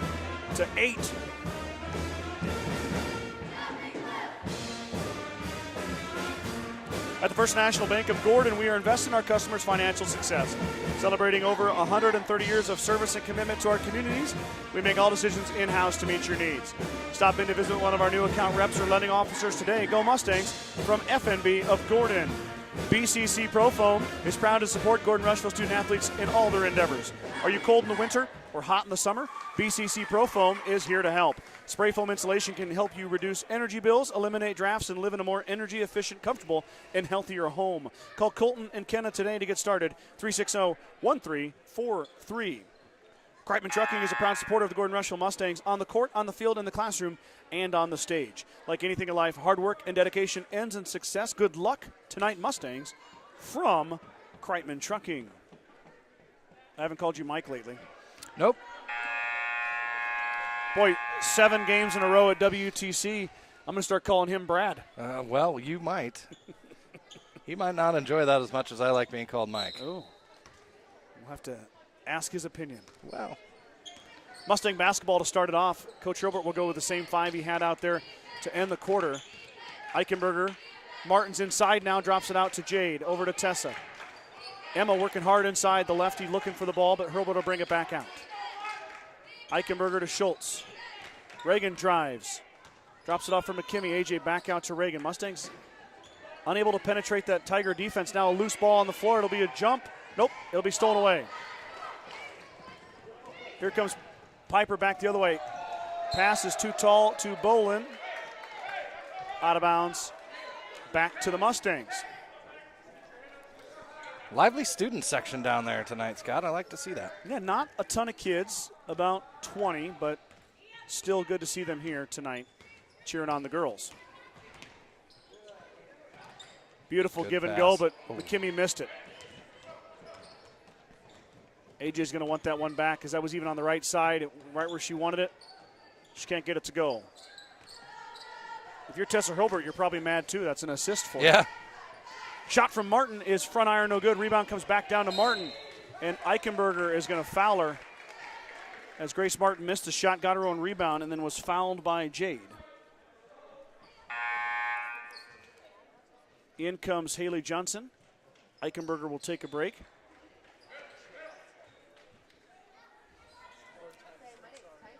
Mustangs have 14 dressed tonight. 11 of them already seen action on the floor.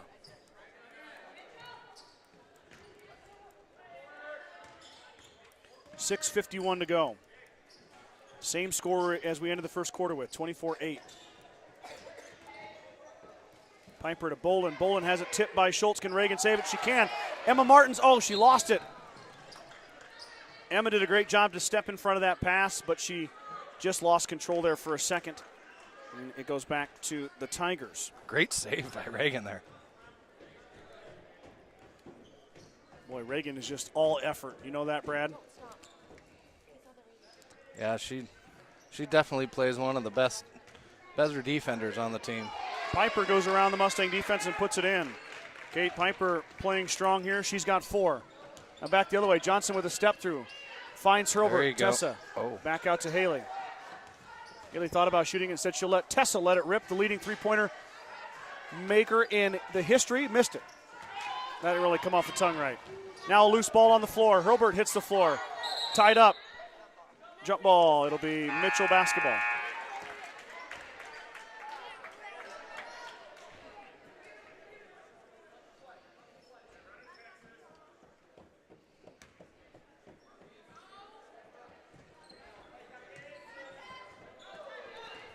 Piper gets the inbounds pass. Drops it off for Martin. Piper just a freshman too, Brad. Piper and Bolin, 2 outstanding freshmen. And that one's tipped by Schultz. And it goes off of Martin back to Gordon-Rushville. Definitely a lot of young teams in the Panhandle still, Scott. Absolutely. They do lose Grace Martin, Addison Lashley, Janae Werdeman. But other than that, nobody else has gone. As McKimmie adjusts left hand, the senior up and good. She's got 2 more. Give her 4 on the evening. I missed the pass there, but it was a great pass, whoever threw it. And they get the assist. McKimmie's going to steal it away. Drops it off for Schultz. Schultz, skip pass up ahead. That pass is deflected. Now Grover going to work on Martin. Grover into Martin. Can't get it to go. Gets her own rebound. Back out. Here comes Tessa Hurlbert. Back iron no good. Rebound down to Bolin. That's tipped around, and Martin ends up with it.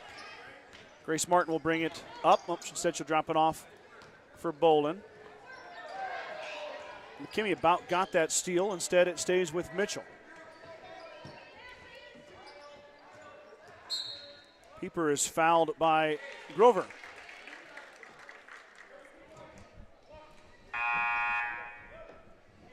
Three subs coming in for Mitchell.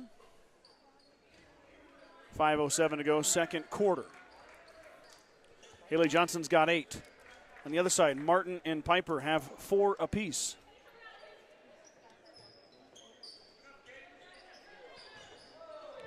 Martin gets that pass just past Johnson.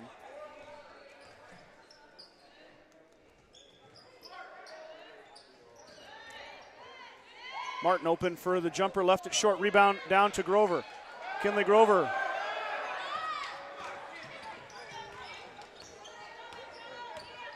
Kinley kind of cleared him out there. They didn't really like that as Hurlbert stops and pops and hits. Kinley Grover is not shy about mixing it up in the middle. I think she enjoys it. It's good. Adds an extra level of toughness. Johnson stole it away. The Mitchell Tiger gives chase. She's fouled and 1. Haley Johnson. The junior soars into double digits. She's got 10.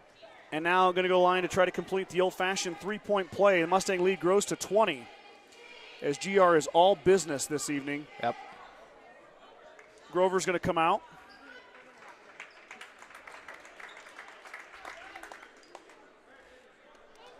Haley keeps it up. I wonder what the single game record is for steals in a game for the Mustangs. I don't know. It's hard for me to keep track of that, but I sometimes dream I can keep a full gauntlet of stats, but I'm pretty sure that's 6. Yeah, it's a lot here in the first half. Yeah. Timeout, Coach Harvey. 4:22 to go. 31-10 is your score. The certified public accounting firm Casey Peterson LTD, formerly Gardner Lautzenheiser and Ryan PC, wishes good luck to the Mustangs. Visit with CPA Sarah Rickgarn or Mike Coombs, or any of the professional staff at 216 South Main in Gordon, or call 282-0842 for all your tax, payroll, and accounting needs. Go Mustangs. True Value in Gordon is your one-stop shop for all your essentials. Selection includes DeWalt cordless tools, propane heaters, and so much more. Stop by and see Kirby, Bobby, and the gang at 217 North Main in Gordon. Let's get to these comments, Brad. All right, here we go. I had Marcy Nesbitt before the end of the previous game. Thanks for bringing us the game. Good job, Tigers, from Imperial. Marcy's probably not watching anymore, but thank you for the comment, Marcy. Sharon Johnson tuning in from Geneva.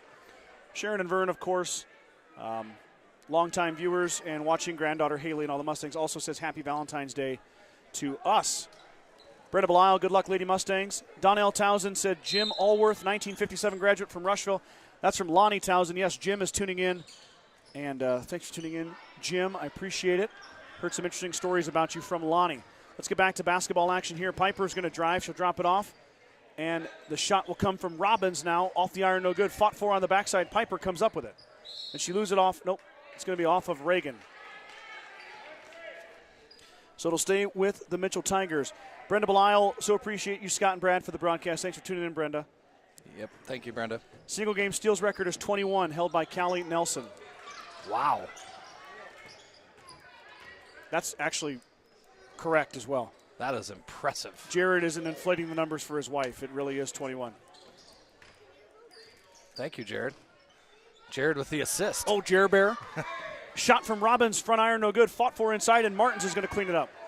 Up ahead now, Johnson on the run out. Haley on the fast break, up and good. 2 more for Haley Johnson. Haley, have yourself a quarter. She's got 13. The Mustangs' leading scorer, letting everybody know that hamstring is fine. Now Taylor stole it away. Here comes Hurlbert. Drops it off for Martins. Martins up and good. Emma Martins with a basket. Sophomore gets her name in the scoring column, only averaging 1.2 per game, but Emma up and good. Great find there. That was Hurlbert with the pass. Back the other way. Pieper off the hands of Martin. Back the other way it goes. Here comes Braylon McKimmey, Riley Schultz, and Sky Townsend as Johnson, Reagan Schultz, and Tessa Hurlbert have a seat. I really like Sky Townsend, Brad. She can come in for a guard. She can come in for a forward, and really has some good ability. I know Coach Hurlbert thinks she's got the ability to do it. Just a matter of getting that confidence. If that ball is like a pinball machine in there, comes away. But Riley Schultz takes it back. Riley's fouled. Janae Werdeman had it stolen away, and then she fouls Riley Schultz. Probably a good foul. I mean, Martins was streaking there, yeah, I think. was it Martins or Braylon? I couldn't tell. Well, I think both of them were in there. There was a wide-open Mustang under the hoop. Yep. Trinity Taylor on the inbound. She's fouled. Good find on the inbounds play, and Taylor took it up strong, and she got fouled. She is 0 of 2 at the line. She does have 4 points, though. Trinity, the junior forward for the Mustangs. We like to say she has lightning in that right arm during volleyball season. She sure does. And also one of the cheerleaders for GR. A lot of stuff going on this week, Brad. I will have to get into it here. Talk about that at halftime. There we go. Taylor finally gets one to go. She's 1 of 4 at the line. She's got 5 points. Riley Schultz took it away. Again. Schultz to Townsend. Townsend off the glass, too strong. Rebound fought for and pulled down by Bolin. Now lost again. Mustangs are relentless on defense right now. 2:40 to go. Riley Schultz applying the pressure. Piper into McKimmey. Piper's shot is missed, and Taylor pulls it down. Drops it off for Braylon. Up ahead quickly to Riley Schultz. Riley really playing with some confidence here tonight. So is Braylon McKimmey. Riley looking to get it to Taylor. Instead, she'll drop it off for Braylon. Braylon lost it. Tipped by Mitchell. Well, that might have been a gimme call. Coach Hurlbert finds one more young lady off the bench. It's Addison Slama, the freshman guard, checks in.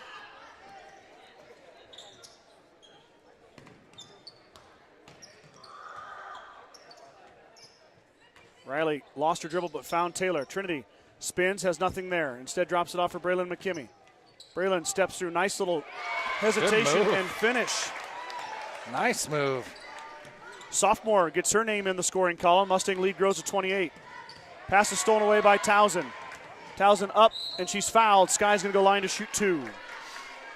There she is, Scott. She shows up moments after you mentioned her. Like you said, play a push, play a guard. Real versatile player. Yeah. Just what Coach Holbert needs coming off the bench. You know, good teams can go deep into their bench. Usually that means 8 or 9. Mustangs, I feel like, can go to 12. Yeah. Maybe. And with Savannah Burnt there, too, and Allie Nelson, you know, you can go to 14. Sure. Savannah's played a couple years now. Allie is an outstanding freshman. Sky goes 1 of 2. She's got a point. 9 different Mustangs have scored here in the first half. Johnson leads them all with 13. Boland's pass is tipped by Eichenberger, taken away by Taylor. Well, that was kicked. No call, but Towson saves the day. Addie dribbles it around. The freshman tries to find Taylor, fought for inside, and the loose ball is going to be taken away by Mitchell. Right idea, but Addie kind of forced it. Piper back the other way. Another freshman. She's blocked. Towson takes the loose ball away from Piper. Back the other way, Sky. Dribbles up. Ooh, she just kept her pivot foot. Well done there by Sky.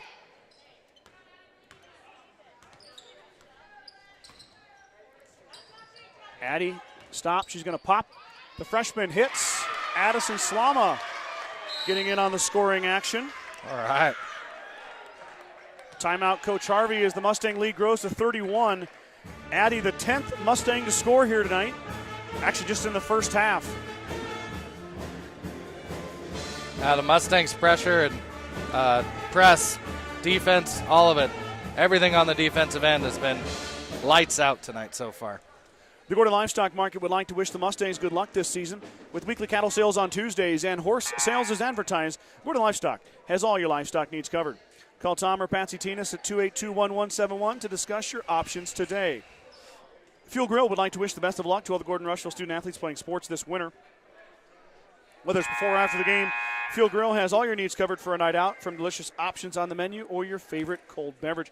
Brad, what do you say you and I ditch our wives and you and I head down to the Fuel Grill for steak and lobster? Well, Scott, normally I would probably at least call my wife and ask her.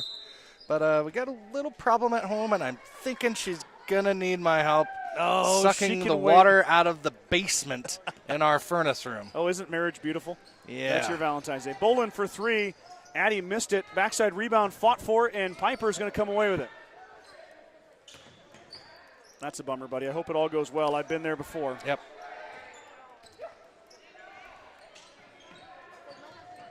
.37 seconds to go before we go to the break.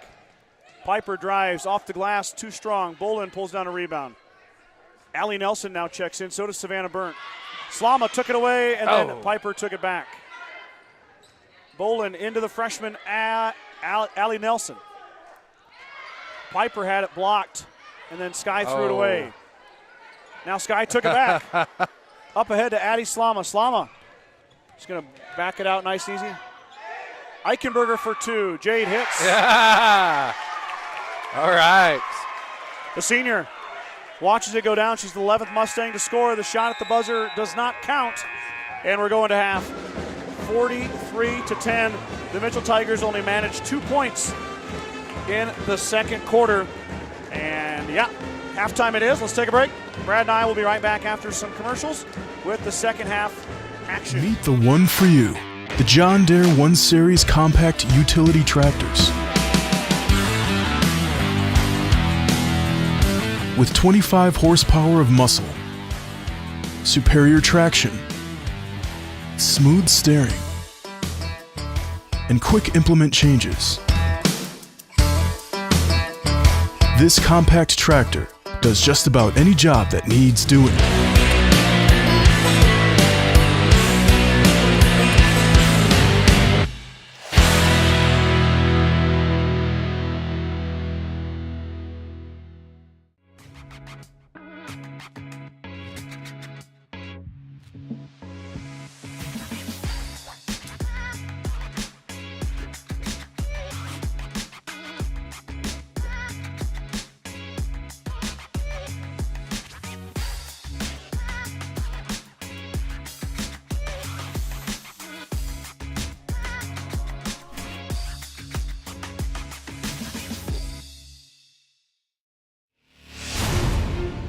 When the field is your office, you never get tired of going to work. Cut, rake, bale, repeat. New Holland offers the power and versatility to get through the day. From small squares to large squares and everything in between, New Holland has you covered. Visit your local dealer today to find out more. New Holland, equipped for a new world.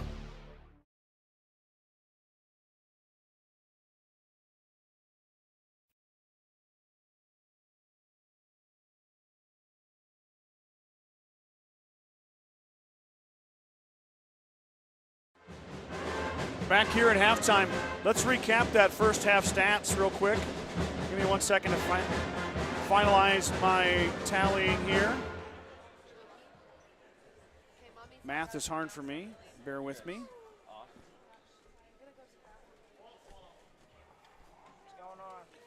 As the Mustangs had 11 different young ladies score in that first half.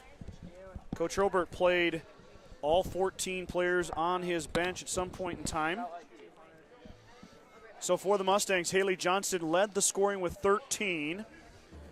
McKinley Grover had 5. Tessa Hobart had 5. Trinity Taylor had 5. AJ McKinney had 4. Addison Slama, Emma Martins, Jade Eichenberger, Reagan Schultz, Braylon McKimmey had 2. And Sky Towson hit a free throw for 1 to round out the 43 points for the Mustangs.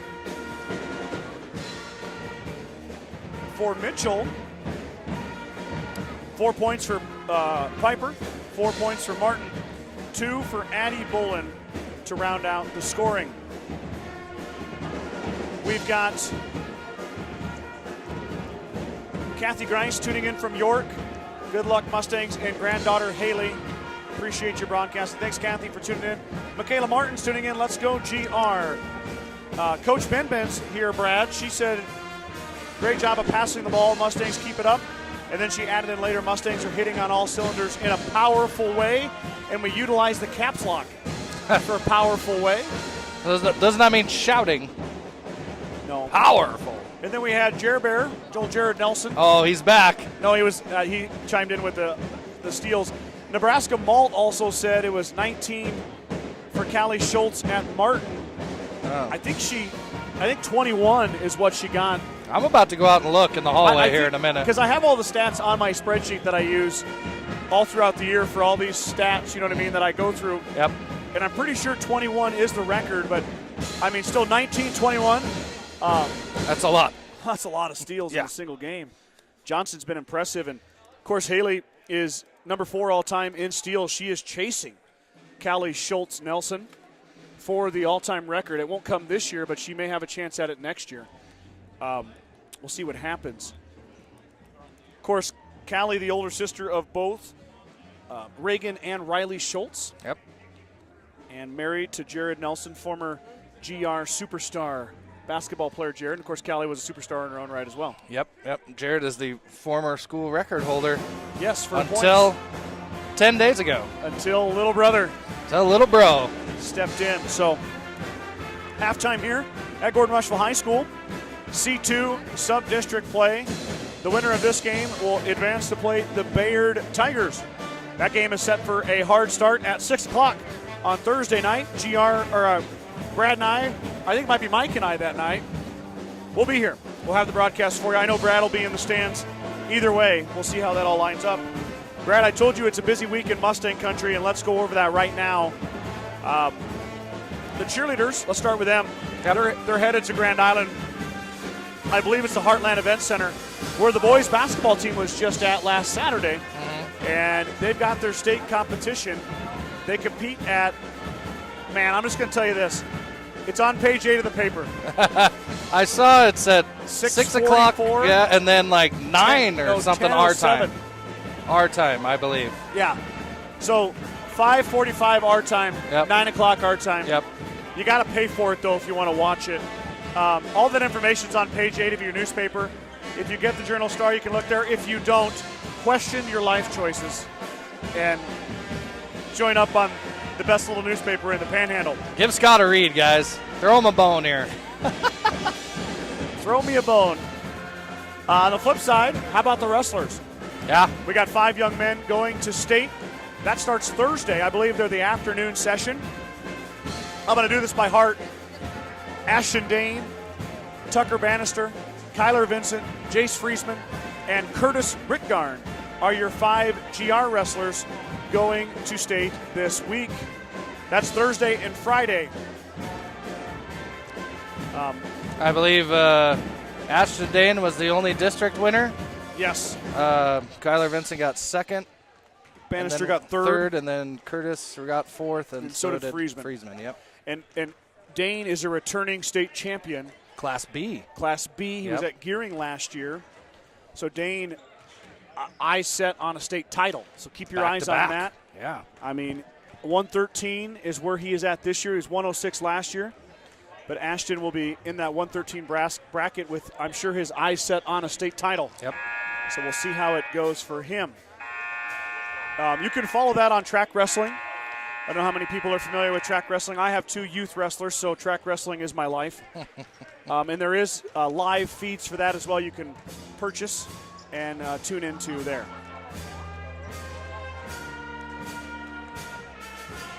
Of course, the boys are going to play Friday night at home.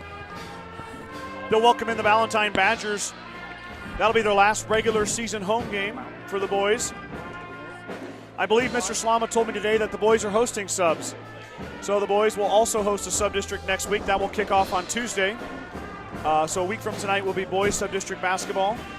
In the boys sub-district, it's Morrill, Kimball, and Hemmingford. And that one only has 4 teams in it. So there'll be 2 games on Tuesday, 1 on Thursday in the boys sub-district. And the boys play Morrill first game, I believe, right? I haven't seen an official bracket yet. I've seen it.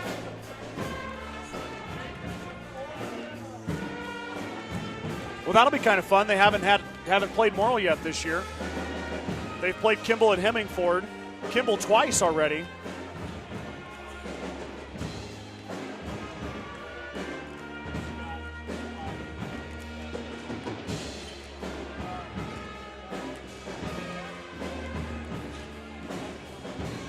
Brad, our head of research here at the Journal Star Live broadcasting team, is on his phone looking for a sub-district bracket. Maddox Leaper with a walk by there. He'll be in action on Friday night. You got it there, Mr. That's Gates? the girls. I'm struggling. Oh, Gordon-Rushville plays Morrill. That is correct. That'll probably be the second game, would be my guess. It doesn't say right now. Usually it's game 1, it says. Oh, maybe it'll be first. Maybe the Mustangs and want then Kimball and Bayard will play game 2. Maybe the Mustangs want to play early and get home for supper. Maybe an early bedtime.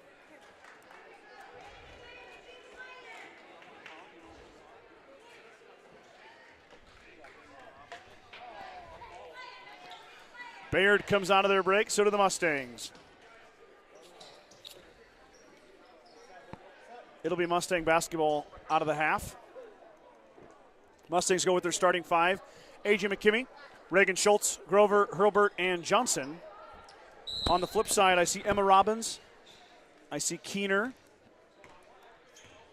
Cheek, Martin, and Bolin. So all 5 starters. That one goes off through Grover's hands, off of Reagan Schultz's head, out of bounds to the Tigers. They almost did it again. What's that? Are you going to call him Bayard? Nope. Nope? Okay. I plead the 5th. Johnson just about stole that pass away, but McKimmey about got the same thing too, but Martin corrals it for the Tigers. Now the pass goes right to Grover. Mustangs get it back on the turnover and drops it off for Tessa Hurlbert. Hurlbert brings it up, pestered by Robbins. Robbins bumps Hurlbert. It'll stay with the Mustangs.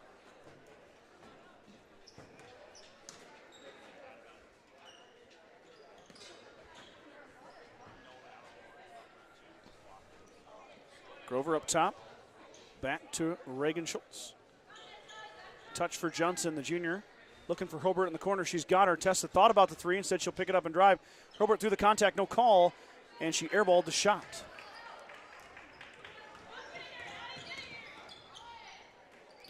Another steal for Haley Johnson. Piper giving chase. Johnson hesitates and puts it up and in. Haley Johnson's got 15. Surpasses her season average right there. Mustang lead grows to 35. Yeah, Johnson's headed possibly to double-digit steals. Now Reagan Schultz stole it away on the other end. Schultz working on Bolin. Bolin with the block, and she takes it away from Reagan.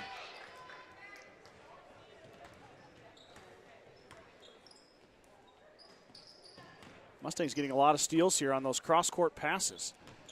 Just good quickness by GR. That shot in the corner is good. That was Anna Cheek. Cheek with her first bucket. 45-12 now. 6:15 to go.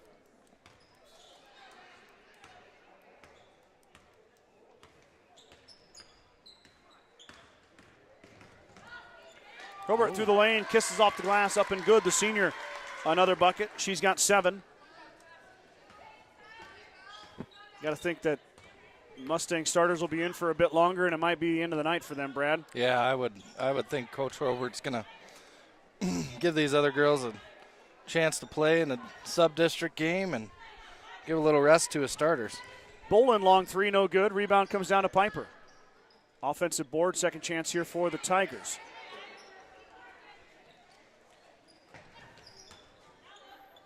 Yeah, Coach Robert already emptied the bench. She's got all 14 girls have been in. Keener might have got away with a walk and said she left it short. Rebound comes down to McKinley Grover. Mustangs looking to advance to a sub-district championship for the second year in a row. And baseline drive by Schultz. She lost control. Will be a jump ball. Mitchell basketball. Here comes the line change. Riley, Schultz, Braylon McKimmey, Taylor, Martins, and Townsend all check in. I think all the girls coming off the line change forgot whose ball it was there for a second.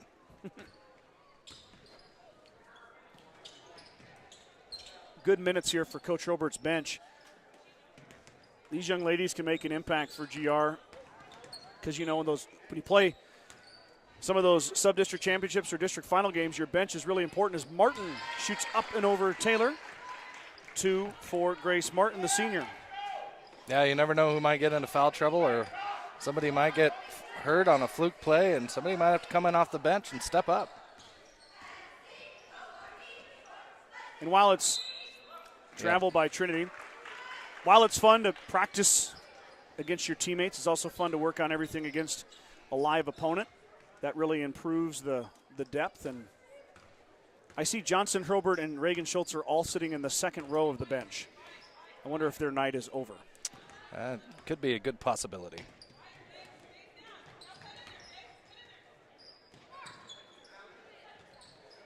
Martin shoots a 3. Grace Martin hits the triple.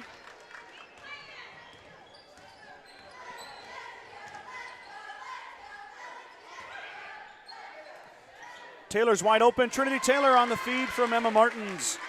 Up and good. Trin's got 7. Making her way toward double digits. I don't know if she's been in double digits this year yet.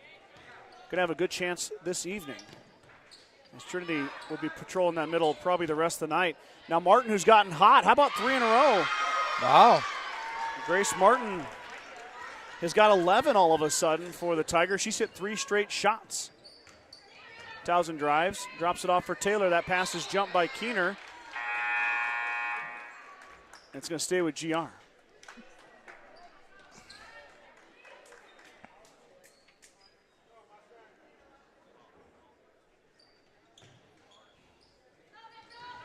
Oh, pass is stolen away by Martin as Riley Schultz threw it right to her. Riley applying the pressure along with Braylon. Running shot too strong. Martin pulls down the rebound, missed it. Rebound inside again. Werdeman up, got it. Janae Werdeman with the putback. Couple of offensive boards there as the Mustangs unable to get the rebounds. Riley Schultz to Trinity Taylor, had it stolen away. That was Werdeman. Got a carry. A carry on Werdeman.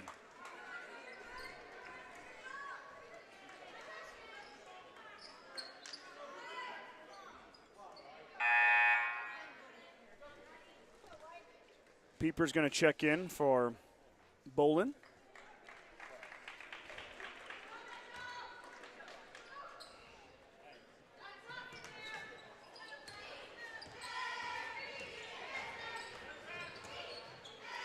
McKimmey drives all the way to the baseline, works through contact, no foul call. Left it short. I'm assuming these officials are going to let them play the rest of the way, Brad. There's going to be very few whistles. Yeah, it's probably a real good assumption, Scott. Haven't had one yet here in the third quarter. Martin in the corner there. She's had a hot hand. Through the middle is Pieper. She's fouled. There's our first foul of the I quarter. know. I said something and like Jinxed it again, I know. Scott. I'm good at that. I am good at that. 2:27 to go here. 49-21 is your score. Shot is off the back iron for Pieper. Kate, the freshman, she had 4 first-half points. She's stuck there right now trying to get her 5th on this free throw attempt as Addie Slama checks in for Jade Eichenberger. Missed them both. Trinity Taylor, strong rebound. The junior goes up and gets it. Mustangs come away unscathed. McKimmey might have got away with a carry there. Bad pass, but Riley Schultz tracks it down. Now Schultz drives baseline, stops. Travel. Says she's going to travel with it. Yep.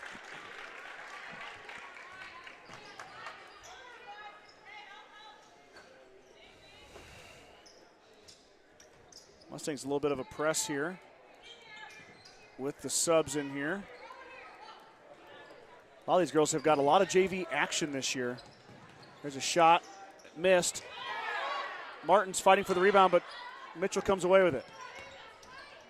Werdeman hucks it up, too strong. Rebound goes off of 2 Mustangs, went off Trinity and then off Riley Schultz. It'll stay with Bayard. This Mustang group is having a tough time getting the ball cleared. Yep. Just a lot of underclassmen in there, just getting some playing time. Great block. Yep. McKimmey, Braylon blocked that shot. Addison Slama now dribbles up. Riley Schultz holds her pivot. Drops it off for Trinity Taylor. Taylor inside to Martins. Emma, nice move. Up and fouled is Martins. Nice move by the sophomore as she takes it up. Draws the foul.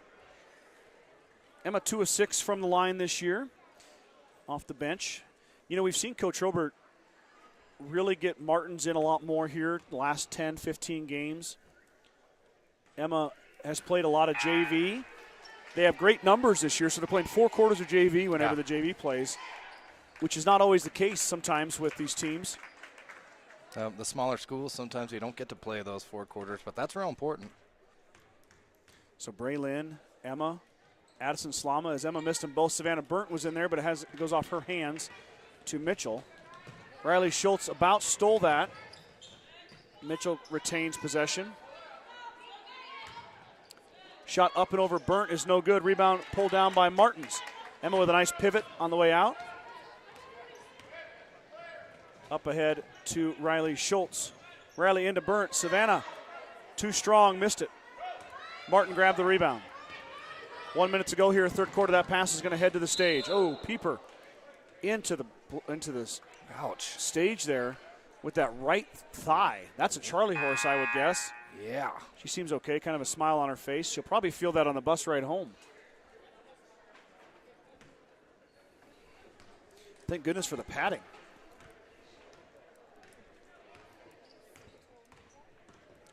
Slama being guarded by Nikki Rodriguez.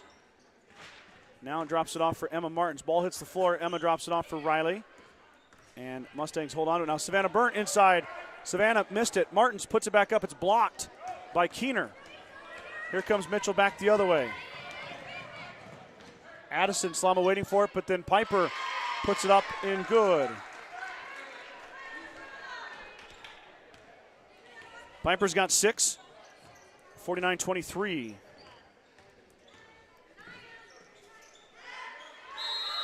Tie up. It'll be Mitchell basketball.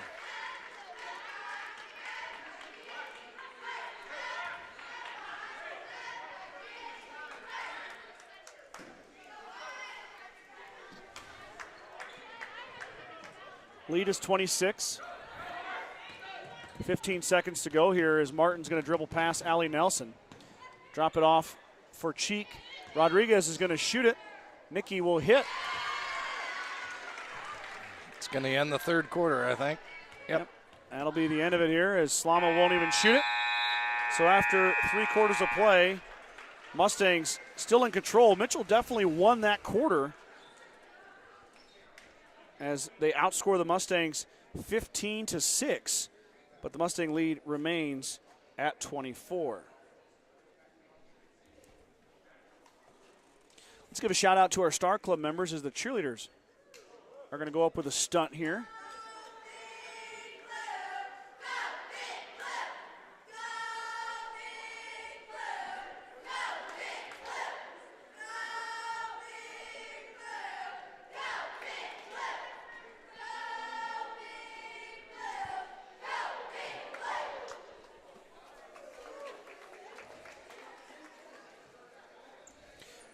Great job there by the cheerleaders. Going to state this Friday. Yep. Star Club members include Larry and Danita Turnbull, Vern and Sharon Johnson, Dale and Shirley Atkinson, Steve and Brenda Belisle, Jim and Karen Dellinger, Mike and Marlene Slama, Maurice and Sandy Hathorn, Marty and Connie Schwarting.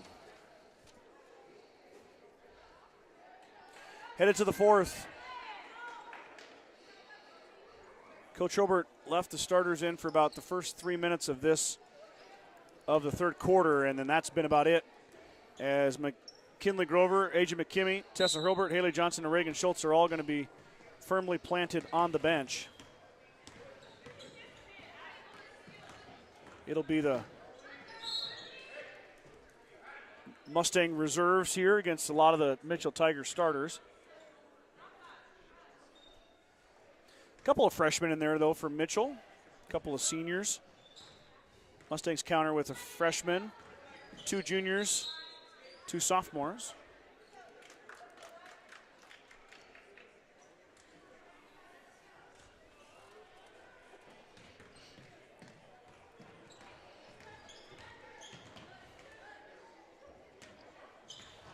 Taylor shot up off the iron, no good. Rebound down to Bolin. Bolin skip pass is intercepted by Trinity Taylor. Drops it off for Sky Towson.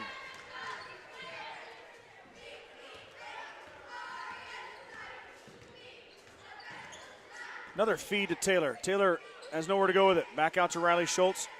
Braylon really doing a lot of dribbling.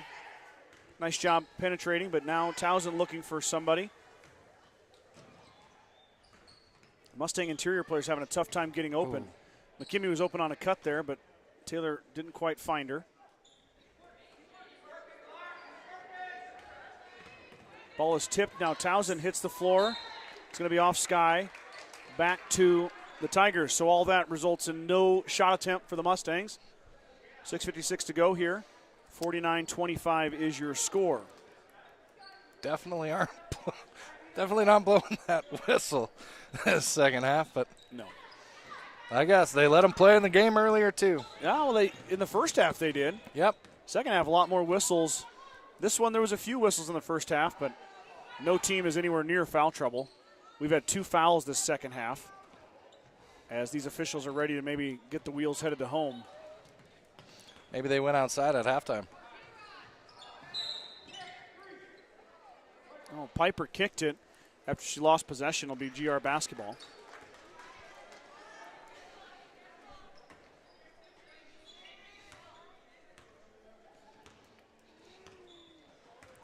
Towson, a little bit of assertiveness. Drops it off to a cutting McKimmey. Taylor inside, drops it off for Martins. Martins goes to the floor, gets it back. Emma just hounded inside.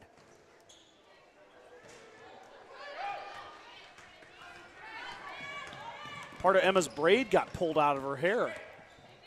No foul calls.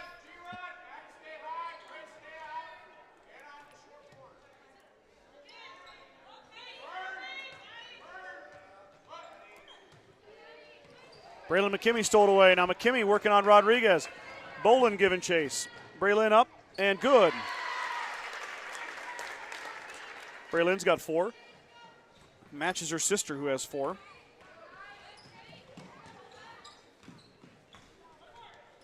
Piper with the shot. rolls right off the front. Taylor clears. Trinity out to McKimmey. Breland stops, drops it off for Townsend. Townsend for three. Sky Townsend. Another Manilon. The junior hits. That was a beautiful shot. A nice pass from Breland. Townsend completes the 3 points shot. Now Townsend tips that. McKimmey on the other side left it short. Rebound fought for inside. I think Cheek grabbed it. She's got it. Mitchell's got to hurry. They're going to get out here, though, and they got numbers.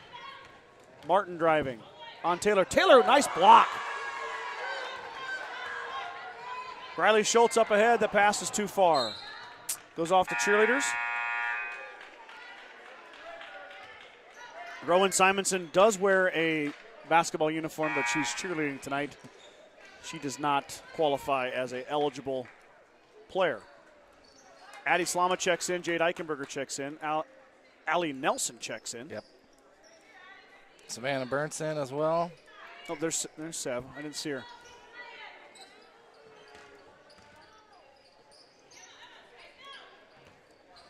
Emma Martin's the only holdover out of that sub. That pass is going to go out of bounds back to the Mustangs. Let's see what the younger classmen can do running an offense here, Scott. Well, except for Jade, I guess, but. And Savannah. Oh, yeah.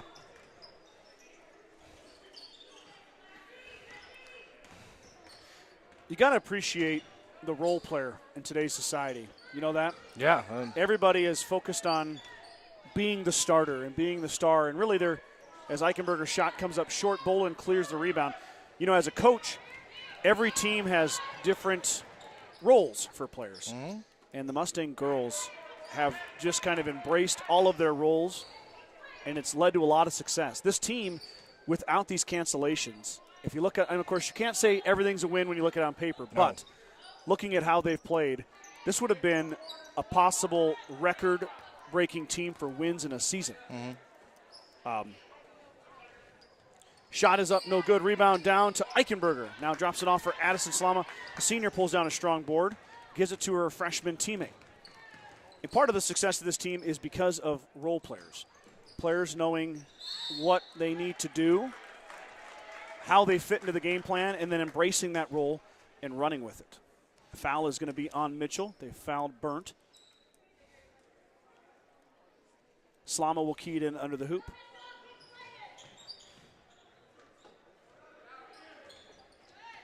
Slama had nowhere to go with it, and Martin took it away. Martin up ahead to Robbins. Robbins drops it off for Martin. Martin wants to drive. Instead, she'll pass out to Werdeman. Werdeman stops. Martin will shoot the three, or maybe it's a two. I'm not sure. It doesn't matter. It doesn't go in. Rebound fought for. Slama ends up with the rebound.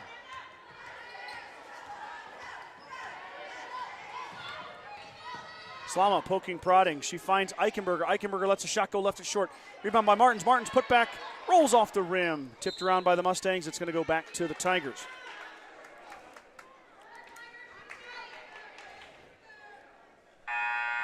Townsend's back in for Martins.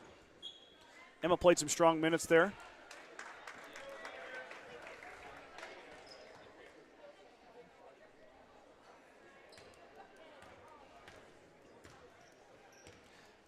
Pretty good little group of sophomores over there, Brad. Yeah, and I mean, our team's still young. Got a lot of good senior players on the team. Got a lot to look forward to in the future. Yeah, absolutely. And these girls, the experience they're getting right here and the experience they've got all season leads into more success next year when their roles are going to be increased. And confidence for them. Absolutely. Boland inside, she missed it. Her and Burnt fight for the rebound. It'll stay with Mitchell on the tie-up. Yeah, I couldn't agree more that this year's good, and next year should be good as well, and the year after that should be good. Shot up from the Tigers, no good. Townsend grabs it. Townsend throws it out, but Addison Slama turned around. A little miscommunication there. Still got a lot to prove this year, Scott. I mean, they still got another district game next week, or this Thursday, excuse me. If they're fortunate enough to win that one, they'll have a district final a week from Friday. And who knows what might happen. They could turn a lot of those games that got canceled into some motivation and be able to make it to Lincoln in the state tournament for the first time in a long time. Keener with the nice cut and finish. Caitlin Keener, her first basket. I agree. You're right, Brad. I'm excited to get to follow this along, and we're lucky that we get that opportunity. And we'll be bringing you all the action. Of course, I can't broadcast from the state tournament. No. But let's not put the cart in front of the horse. No, not at all. They got to get there first. Eichenberger lets it rip. Jade out the back iron, no good. Rebound down to Keener. I can tell you I will be there no matter what, Scott. I've gone the last 3 years in a row, and that is quite the experience for anybody to go to as a spectator, fan, or player for that matter. Bolin with the finish. She's got 4 now. The leading scorer for the Tigers has been held in check. Yeah, I need to go down. I want to see the state wrestling tournament, too, as well. Mm-hmm. That's on Thursday. I'll be broadcasting the sub-district game, but maybe one of these days I'll get you and Mike to do a game so I can go down and do the wrestling. But Nelson missed the easy shot. Allie's going to want that one back. The freshman missed it. So busy week, like we talked about as we approach. Wow, what a play by Allie Nelson as she stole it away, stayed in bounds, and gave it off to Addison Slama. Great save there. Mustang wrestlers competing at state tournament on Thursday. Make sure you support them, follow them, whatever you can do. Probably going to be a state send-off tomorrow would be my guess. I haven't heard yet. Oh, yeah, I haven't heard anything They usually do that. Slama going to be fouled on the floor. If I hear about it, I'll put it on our Facebook page, but I haven't heard yet from Mr. Slama when they will leave. But I'm assuming they're leaving tomorrow. I would imagine so, yeah. Well, it depends on the weather, I guess. I don't know what it's doing outside right now. I'm kind of worried to go look. It is not real nice. Maybe it's quit since halftime, but I hope so. 15 seconds to go here.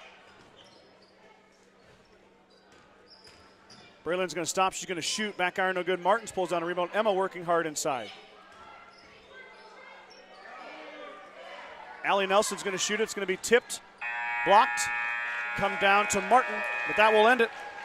Mustangs are going to get the win here. Came out strong in the first half, kind of sealed that up and get the win 54-29 over the Mitchell Tigers. They'll now advance to play the Bayard Tigers. That game is Thursday night at 6 p.m. Brad, final thoughts here before you head out for the evening. Mustangs came out to play, and they sure flexed their muscles there in the first half, first quarter. Coach Holbert got a few of the younger girls and bench players, role players, as you called them, into the game, and helped with a lot of their experience. Because, like you said, Scott, anything can happen in the next game on Thursday or the district final game, and you're gonna need to have those players. Gonna have to have them with confidence and play just how they need to play to help their team and move on and keep going in the postseason. Absolutely. Well said, my friend, as always. Let's recap the scoring real fast before we sign off. Haley Johnson led all scorers with 15. Trinity Taylor and Tessa Hilbert had 7 apiece. I have McKinley Grover at 5, AJ McKimmey at 4, Sky Townsend at 4, Braylon McKimmey at 4, and then Reagan Schultz, Jade Eichenberger, Emma Martins, and Addison Slama with 2 apiece. On the flip side for Mitchell, they're led by Grace Martin with 11, Piper with 6, Bolin with 4, 2 for Cheek, 2 for Werderman, 2 for Caitlin Keener, 2 for Nikki Rodriguez. Final score 54-29. Gordon-Rushville will face Bayard for the 3rd time this season. Yep. And the one at WTC was a 59-50 Gordon-Rushville win. It was a good game. It was. It was tight, and the Mustangs were able to pull away in the third quarter. So we know what we're going to see here in a sub-district championship on Thursday night. Make sure you guys mark your calendars. If you're in town, the weather looks much nicer for Thursday. Get down here, and let's get this gym rocking on Thursday night. If you can't make it down, if you live too far away, of course, I think Mike's going to join me, but we'll have the broadcast available for you guys on Thursday. So for Brad Gates, I'm Scott Bedrowski signing off. We'll check you guys on Thursday. Thank you for tuning in tonight.